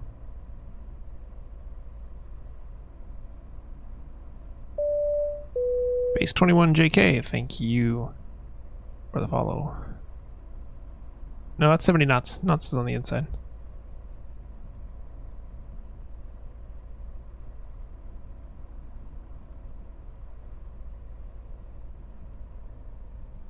Sky was 12, executive correction, Sacramento Airport, 9 o'clock in 7.5 miles. Oof, still needs lots of right rudder on the ground, and that's what makes it skid. I'm staying off the brakes this time, because as you can see, we're still skidding even without the brakes.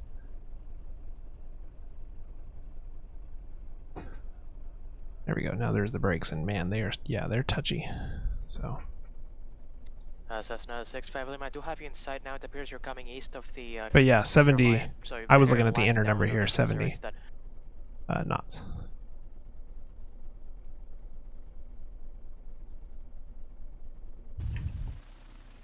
So we used most of the runway, both because we floated longer than I wanted to be, and because I wanted to let it roll out without getting on the brakes. That's okay. At least we didn't skid off the runway this time. I think it's just very touchy with the nose wheel on the ground at speed. At like landing rollout speed, it just seems pretty touchy.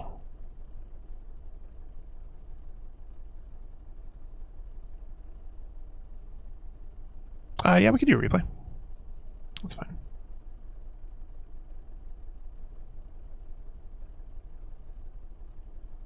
Sky was 12, connect Capital Tower 125.7. Let me get over to parking real quick, and then we'll do a quick replay.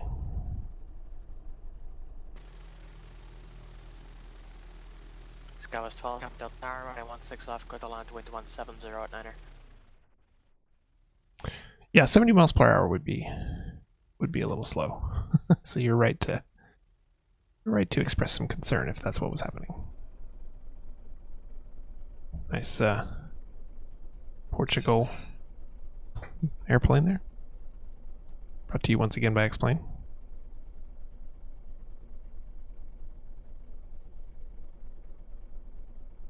It would be nice if they would fix that, but that's okay.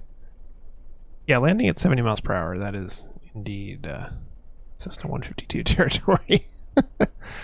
Not likely to go well in this plane. It would stall out pretty quick.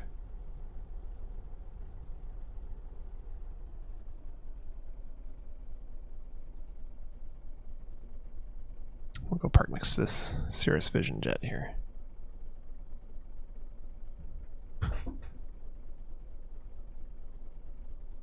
Okie doke. Brake. Disconnect from pilot edge real quick for replay purposes. Go ahead and roll it back.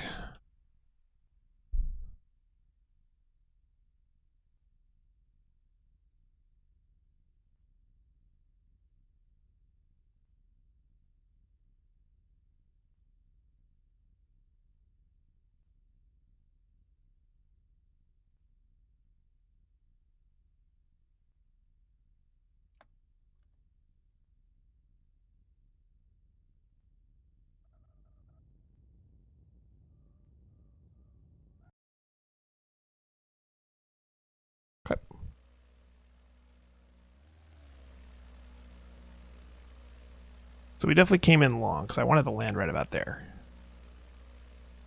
But even here, when I flared more, we still didn't quite sink as fast as I wanted to. And then we hovered above the ground a little bit. So still kind of planted it tricycle style. Then you can see we're kind of skidding back and forth as I tried to use the rudder to keep the nose turned. So whether it's an X-Plane 11 issue or something to do with this plane or just accurate to this plane, got to remember to be very light on the rudder on the ground at any sort of speed, or it starts skidding around. And that might be accurate for how arrows work, I don't know. Cool. Up back on pilot edge. Connected to pilot edge. How's our gas? Yeah, pretty low. Go ahead and let's go full. We only got me in the plane, so there we go, filled up. Yeah, ground effect wise was very nice. We were a little fast, and we paid the price with the ground effect modeling. I totally agree. All right, next flight is Olympia to the Harbor Visual 13 right for Boeing Field Touch and Go. Then you're in ATC's option, terminating a SeaTac. RNAV approaches are one of the visuals. Fred, I did not get a chance to check the scenery out for the charted visual into Seattle. We should be good for the visual into Boeing Field, though, because that one is more based about the geography and not buildings. So this is a first for me on the stream. We're going to fly what's called the charted visual approach. So these are treated, they're charted in the same way that an instrument approach is charted, but they're not designed to be flown using instruments. They're designed to be flown visually. So this is the Harbor Visual, runway 13 right into Boeing Field. We'll be coming from the south, so we'll be following this route here. And basically, it just gives you a routing visually.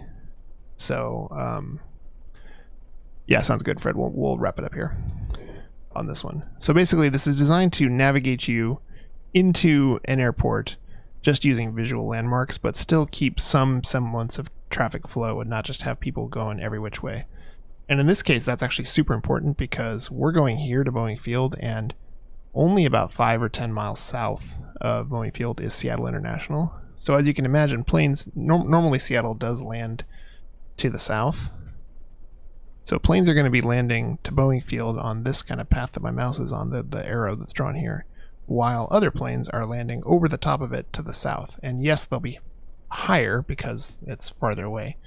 But if I'm landing Boeing Field, I really just can't come wandering up here because I'll be running straight into the departure corridor for Seattle. So the thing that's going to be interesting about this flight is the interaction of this chart with the restricted airspace that's around Seattle. So let's go have a look at that. November 6, In fact, we'll use the TAC. You can remain this frequency. So this is the aeronautical chart. We don't need the data box for Seattle. Boeing Field's right up here. And then all these dark blue areas are the Bravo airspace. And you can see these little numbers here that are also in blue show you the shelves. The Bravo doesn't go all the way to the ground. It only goes to the surface in this inner circle here and like just south. November 1306 Charlie, Executive Tower, and a right downwind on Up here, it only goes to 2000 or 1800. So basically the idea is we'll come in very low on this charted approach and try our best to stay out of the Bravo airspace. We might bust it. It's possible. And if you wanted to, you could talk to a controller and get clearance to pass through that. But in our case, especially in a Bravo, they're likely to give you an assigned heading and altitude, and we want to be a little more autonomous than that. So if we start having issues with the Bravo, I'll just disconnect so we don't cause any trouble. But I think it's going to be an interesting challenge to try and navigate our way up there. So as far as starting the our flight planning here, I think we should navigate over Fred's home base of Tacoma Narrows because the chart picks up with Vashon Island, which is this island right here. That corresponds to this right here. And then from there, we'll basically come along here. We'll stay at or below 3,000, which will keep us below the Bravo because the Bravo starts at 3,000. And then we just basically need to watch this carefully. 5783, Oakland Center, cross Panoche at the maintain flight level 240. Yeah, Boeing Field is a delta.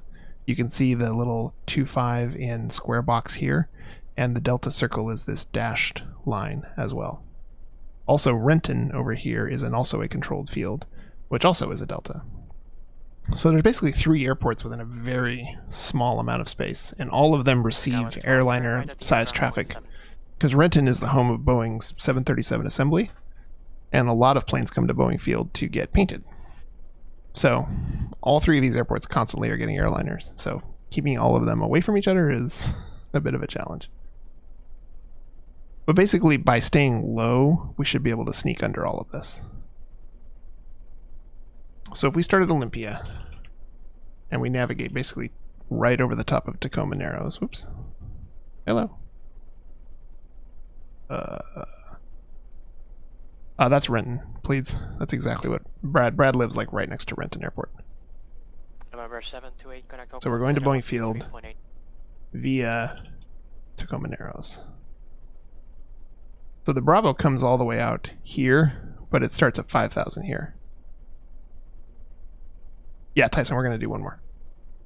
So as long as we stay at 3,000, we're good. 3,000 or slightly below, we're good until all the way up here, because our route's going to basically take us to the north and then come back around. This is all 3,000, this is all 5,000. It isn't until we get inland a little bit more that the Bravo really starts pinching us down to 1,800. So we'll get low before we get into this. Basically, before we get inland, we need to descend quite a bit more.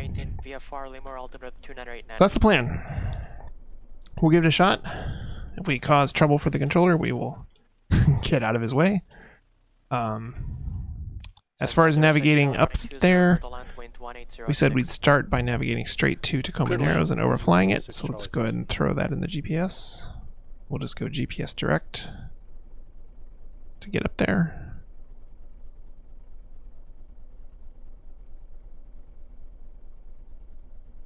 There we go.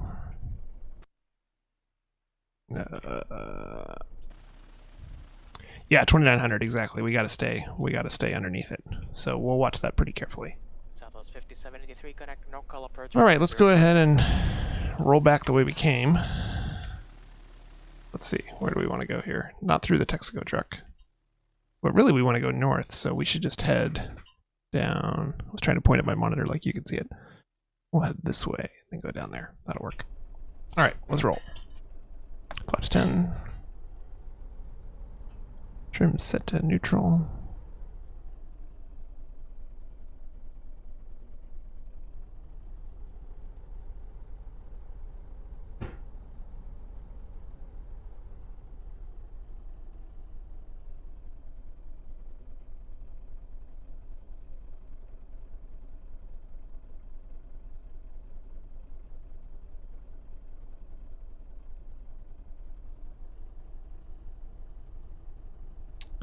Alrighty.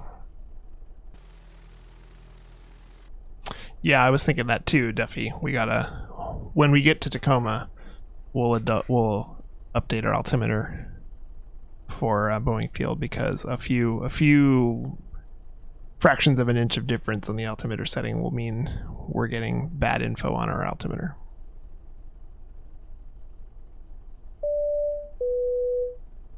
Dylan113, thank you for the follow. Appreciate that.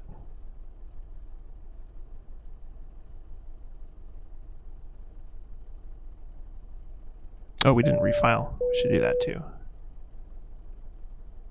Annabelle Hassel? Alsal, thank you for the follow as well. Stop up here and refile before we take off.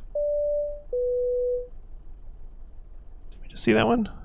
Oh, it was Dev the King earlier. Dev the King, thank you for the follow. Dylan, thank you for the follow. Annabelle, thank you for the follow.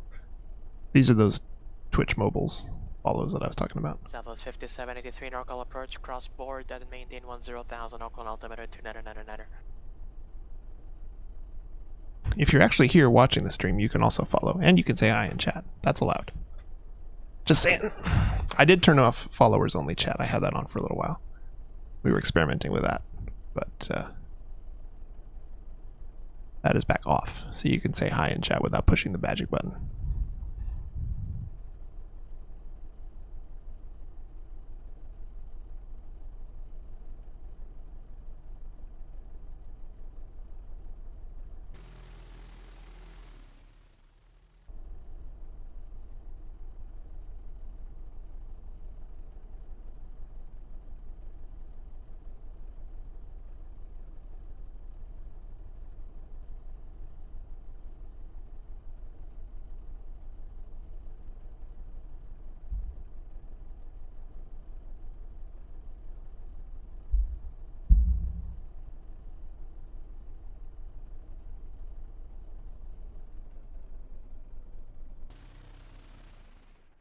We'll go down here to the very end, why not?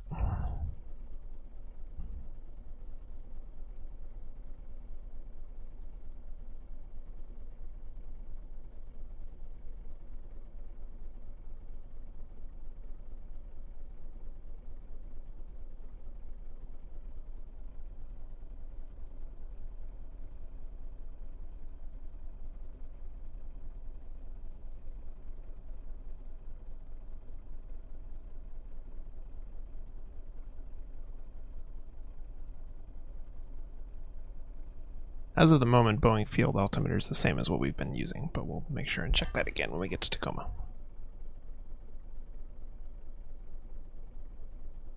Alright. Start break. Hey! Symbol buddy.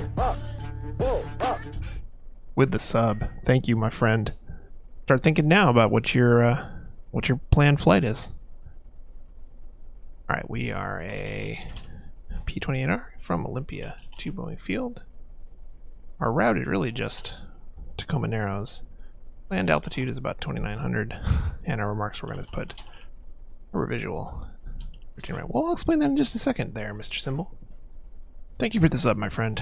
Always a pleasure to have you in the stream. Okay, clear left, clear right. We're going to climb straight on up to 2,900. And go straight up to Tacoma.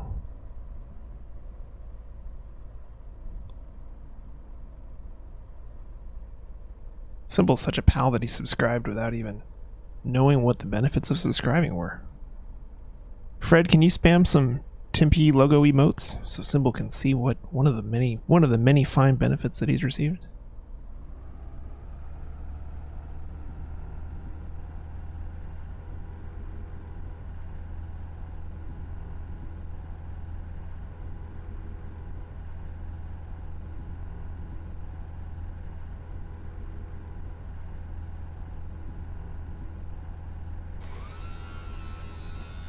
There you go. Look at that beauty. What an outstanding looking emote. What a great logo. Man. Whoever's logo that is was a real genius when it comes to graphic design. Wouldn't you agree? Cessna 06 Charlie, taxi straight ahead to the ramp, maintenance frequency.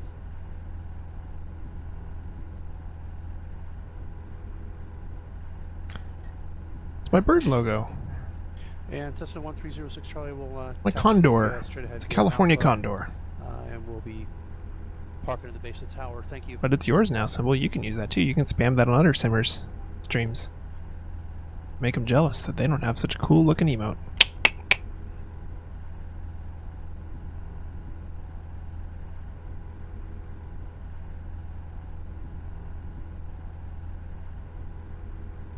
Alrighty.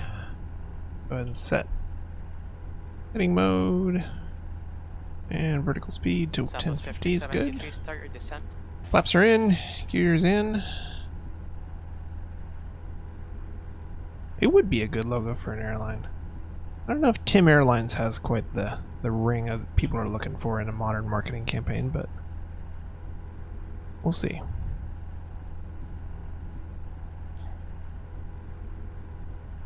Yeah, it's a little like the American one. You're right.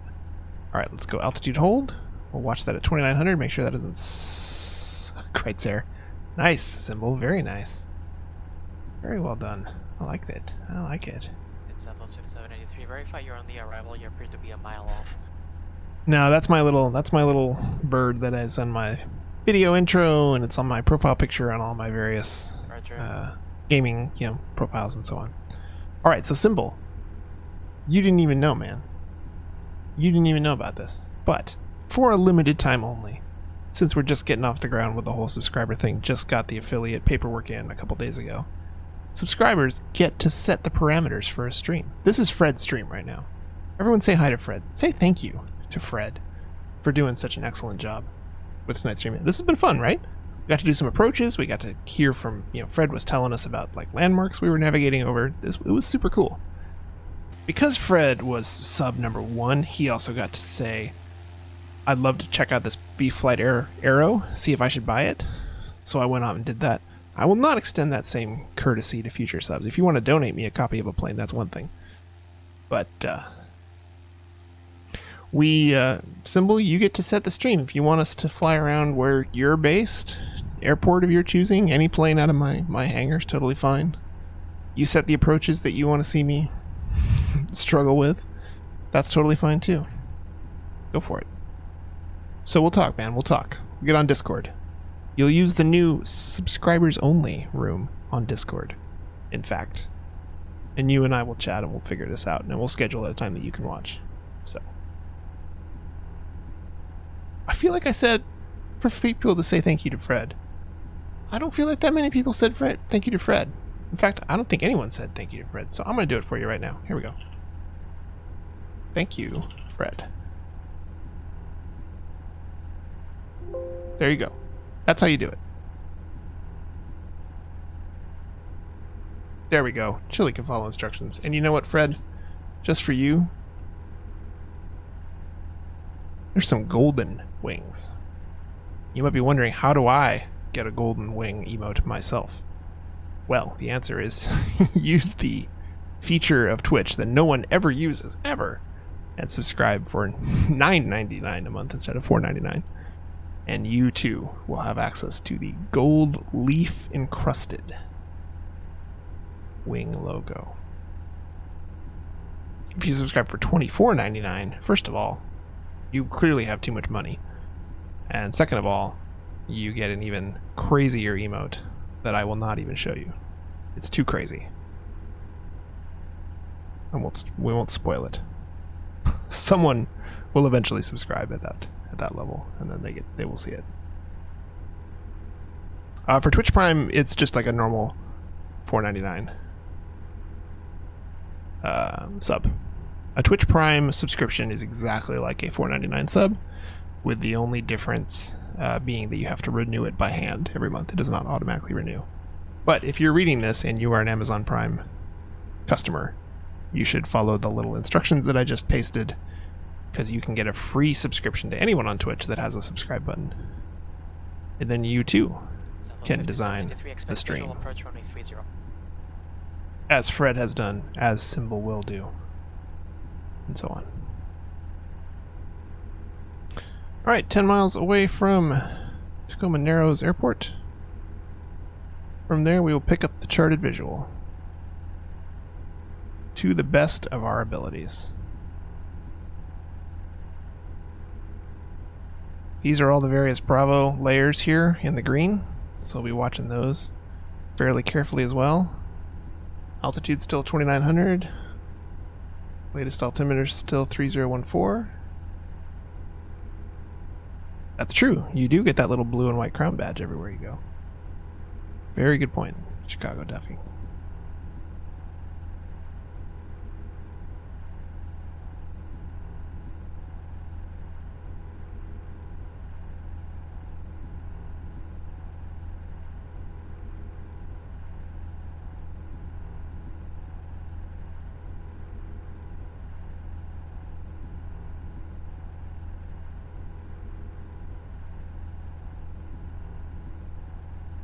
Yeah, lots of Fred is pointing out that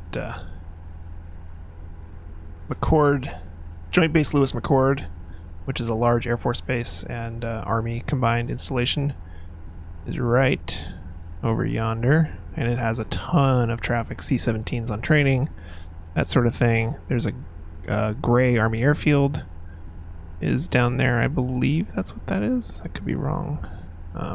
So in the real world, this sort of sector of airspace is very busy.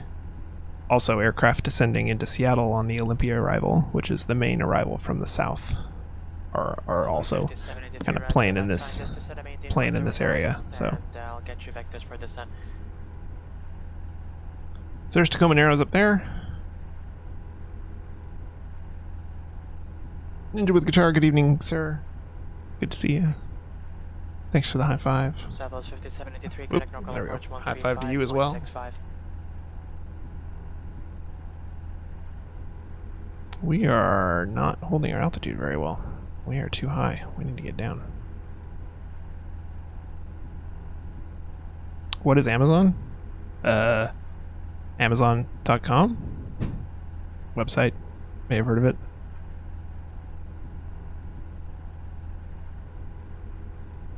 Fred, that's awesome, man. I would love to see a picture of that poster. You should totally take a picture of that poster and paste it in Discord.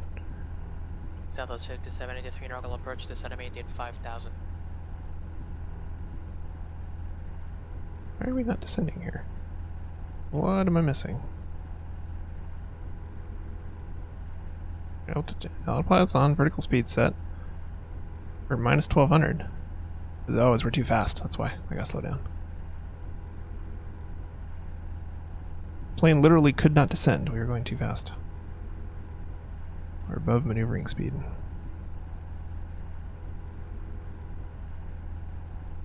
There we go. It ran out of trim. I've not seen that in a small plane like this with a small engine.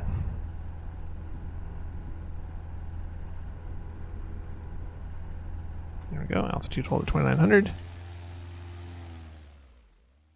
There's the home airport of the MVP of the stream, Fred K.A., Tacoma Narrows Airport.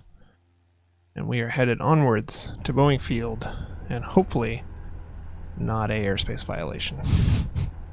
You can see these little rings here. This is the outer ring, which goes down to 2,000, so we definitely need to stay away from that. The inner ring here, where right where it says C, is down to the ground. So pretty much anywhere in there, we're definitely violating the Bravo airspace. Southwest 5783, flighting 360 vectors for descent. So basically, the charted visual has you pull up even with Seattle Tacoma and head northwest up the sound, staying right up the middle. So between the map and watching our GPS, which I'm just going to park up here for reference, we will do our best to stay out of the danger zone. Zoom in a little bit.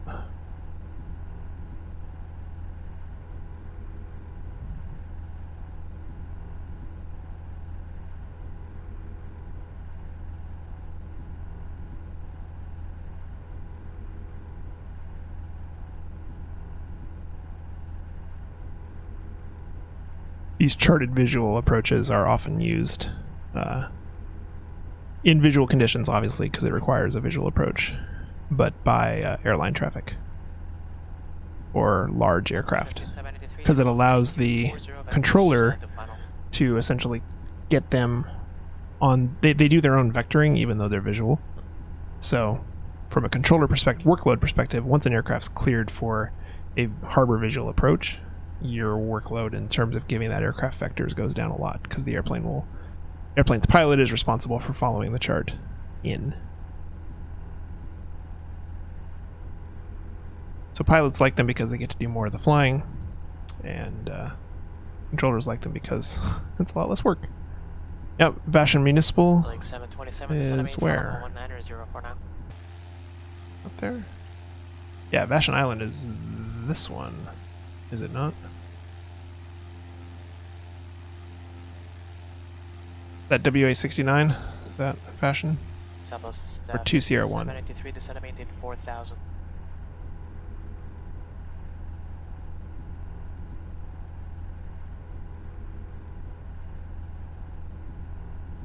Alright. Check our altimeter again. Oh, portage at the narrow point. 2 Sierra 1. Okay, got it. Yeah. So the same island has 2 airports? Really?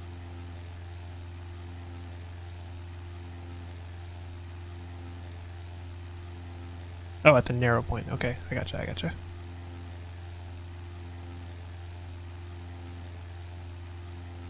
Alright, so we gotta start our left turn here.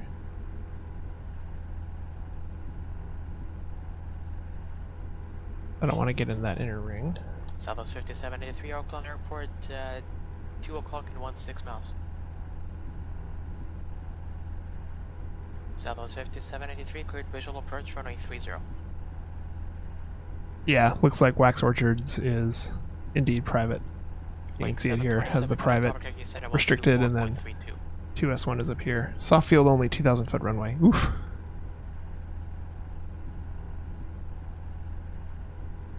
Like 727, I'm sorry, my apologies. Alright, so we have a very narrow space to fit in here to keep the island on our left like we're supposed to. And stay out of the Bravo, because we're supposed to keep the island, we're supposed to come follow this arrow path here. Link 727, you have climbed into 240, it's been a while though. But you can see these circles, one of which I believe is the, yeah, this outer circle here is the Boeing Field Delta, and since Boeing Field is not controlled on Pilot Edge, I'm not as worried about whacking that. Or no, never mind, I'm sorry, that's the Seattle Delta. We do need to worry about that. Alright, let's turn some more. Southwest 5783, Because that Bravo airspace, or sorry, the Delta airspace for Seattle goes up to 3,000, which is where we are, so we gotta stay out of that. This is one of those things that's a better idea on the sim than it is in real life. If I was landing in Boeing Field, VFR or IFR, there's no way I would not be talking to a controller. But because we want to fly this specific approach, we're just going rogue.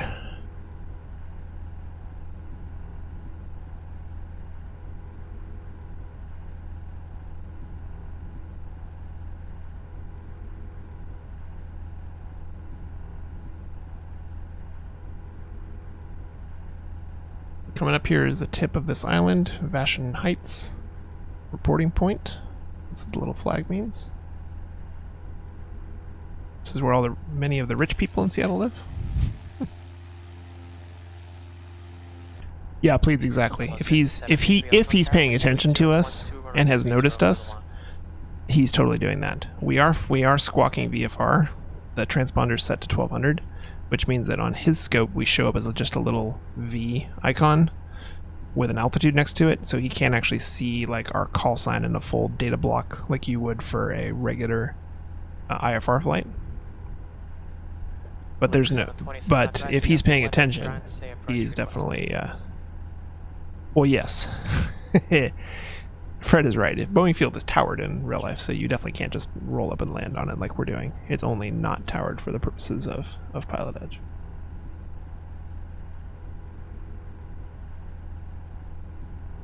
So this wedge up here, no, BFI is where we're going, by the way, in case you're wondering. We're basically going to follow this around, this land around to the right. You can see the reference here for entering Elliott Bay, and then we'll come in from there.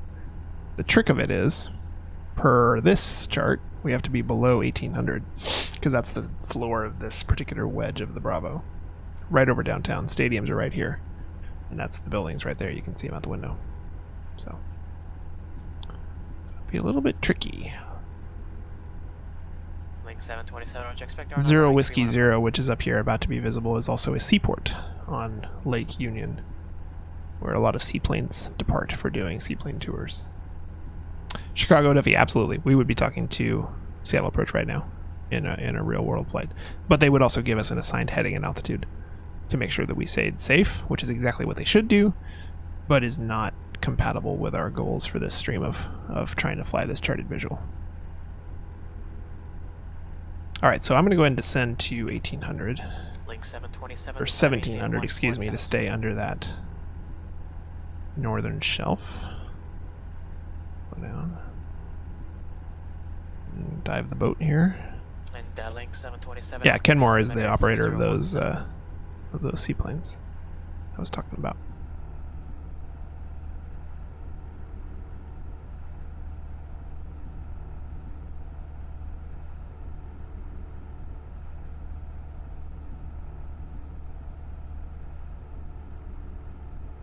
November 728, connect Bakersfield approach 118.8. Slower rate of descent a little bit.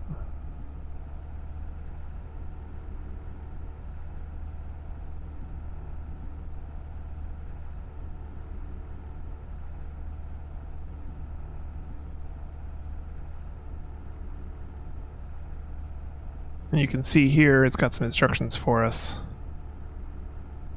The depicted routes over the middle of the Puget Sound, Elliott Bay to Harbor Island, straight and visual approach to Boeing Field. Adherence to the recommended altitudes is strongly recommended to reduce the incidence of TCAS alarms. Yeah, the water looks crap. I gotta fix that. There's tools that will improve that for you.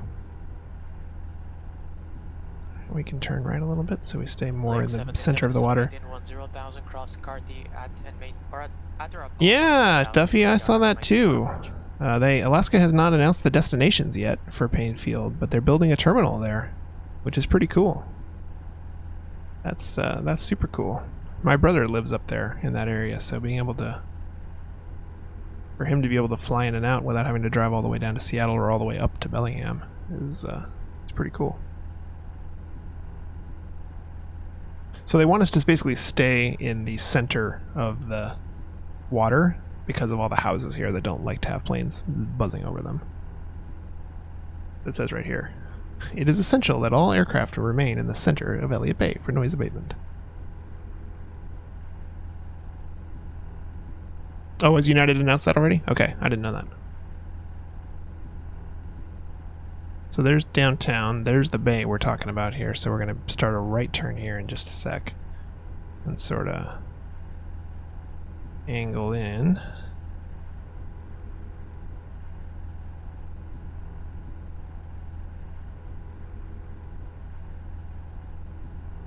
And basically, you can see there's a line kind of bisecting the middle of Boeing Field. Quantadin, good to see you, buddy. So that little line right here, as you can see, goes right through the middle of Boeing Field, and the sector south of it starts at 1100, but we'll be on the ground by the time we get over that sector. Lord willing.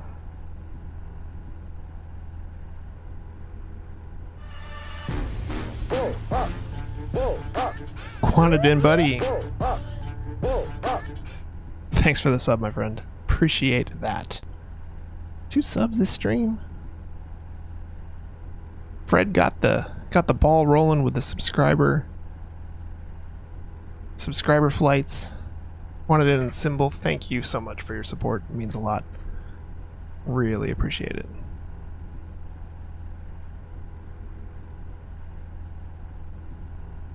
There you go, bud. Yeah, Aspen. Love it. Southwest 5783, Oakland, the ground. Alright, so now we're going to kind of come over the water here and continue turning right, because we got to basically line ourselves up to do the straight in here. Fred, that is not too far off being accurate. It is really low, because they want everyone right under the Seattle arrivals. So we're going to enter this wedge of the Bravo. But that goes down to 1800, we're at 1500, so we're totes good.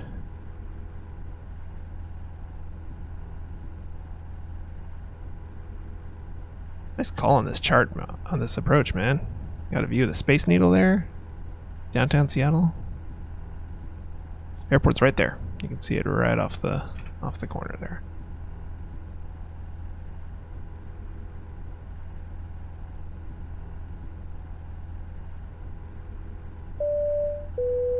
Sun666 Boughton, thank you for the follow.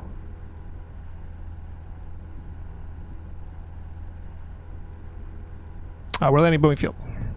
And in fact, we are ready to do that landing thing. Autopilot off. Let's go ahead and start slowing down here. Freaking stunning scenery here on this approach.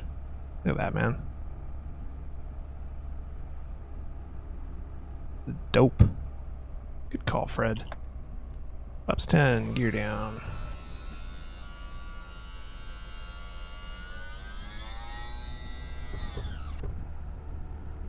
Alright, so we had a better landing last time, but we learned that even at 70 knots we floated a little bit, so I'll try and slow it down even more. Go flaps 25. Celebes, thank you for the follow.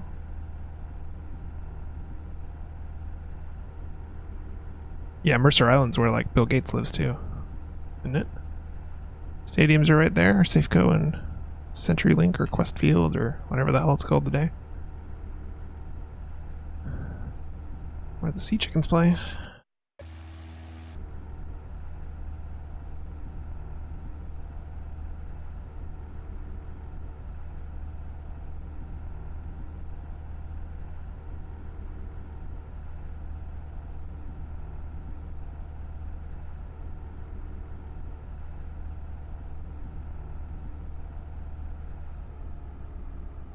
Alright, let's get our speed under control here.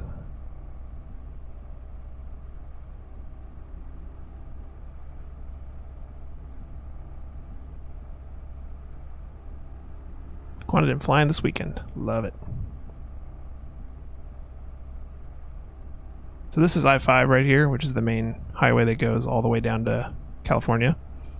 And as you come over this hill, you get a beautiful view of this airport. You can see all the Boeing airliners. Thank you, Symbol. I made that myself.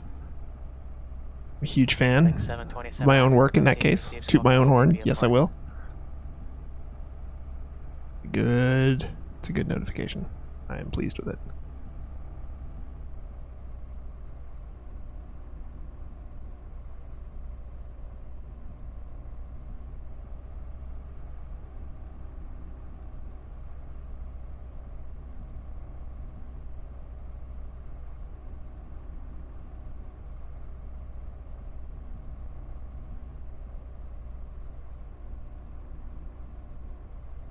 Alright, we are super fast. We gotta drop some speed here.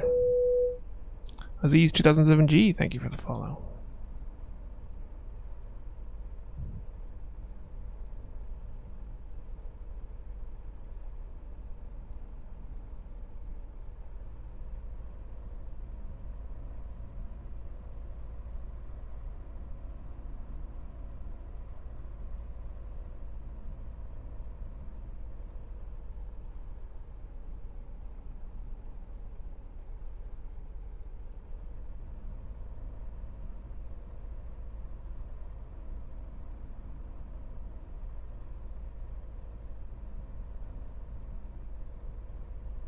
Bounced it a little bit.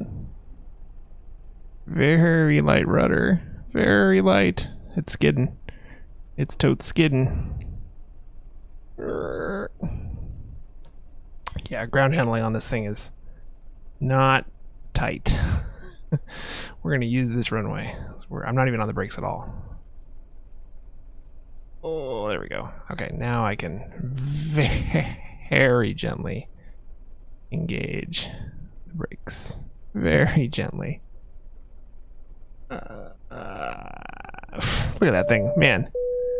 Professor Jedi, thanks for the follow. There we go. Okay. We got it. Well, ATC didn't bust us. We'll go park at the GA here and do a quick replay. Still planted it down a little bit. But I have to say, since this is my first look for this plane, this is my first time streaming it. We just did 3 landings in this thing, which were my first 3 ever. This is a hell of a plane for 25 bucks. The ground handling needs some work, no doubt. But for X-Plane, for an X-Plane 10 plane that's been updated to 11, it is pretty freaking good for 25 bucks. Interior's great, exterior's great, flight model B+, and ground handling not great. Everything else about the flight model is great. It's very fun to hand fly. Autopilot works great. Systems are great. Very nice plane, nice and fast, enjoyable. Thank you, Quantidin. I'm pleased with it.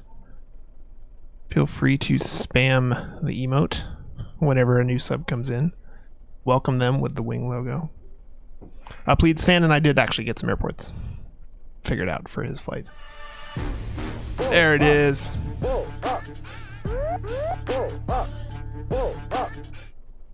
Do my white goddamn stance back here. Thank you, Pleeds. Thank you for the support, my friend. Pleeds and I have known each other for a number of years through the online video gaming community. He's a good friend, and look forward to my friend to doing your sub flight. That will be some fun for sure. Everyone give my friend Pleeds some wing logos. No problem, Quantadin. We are wrapping up here as well. I'm actually going to hop off Pilot Edge and do a replay real quick, so we can watch that landing one more time.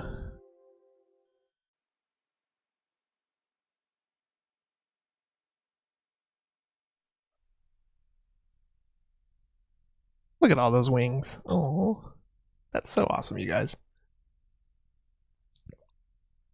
Very thankful to everyone for their support of the stream. It's been a lot of fun really investing in it. I've got much more to come. The digital mixer that I got yesterday that I had advertised a couple days ago on the stream did not work out. Returned that. Do have some more gear on the way to improve the audio of the stream a little bit, make it so I can hear a little bit better what's happening out there. But the support is really, really awesome.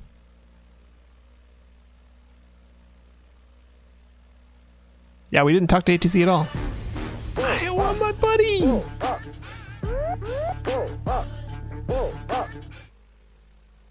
Oh, Chili in here. We got a train going. Look at that. Where's Chili's logo? There it is.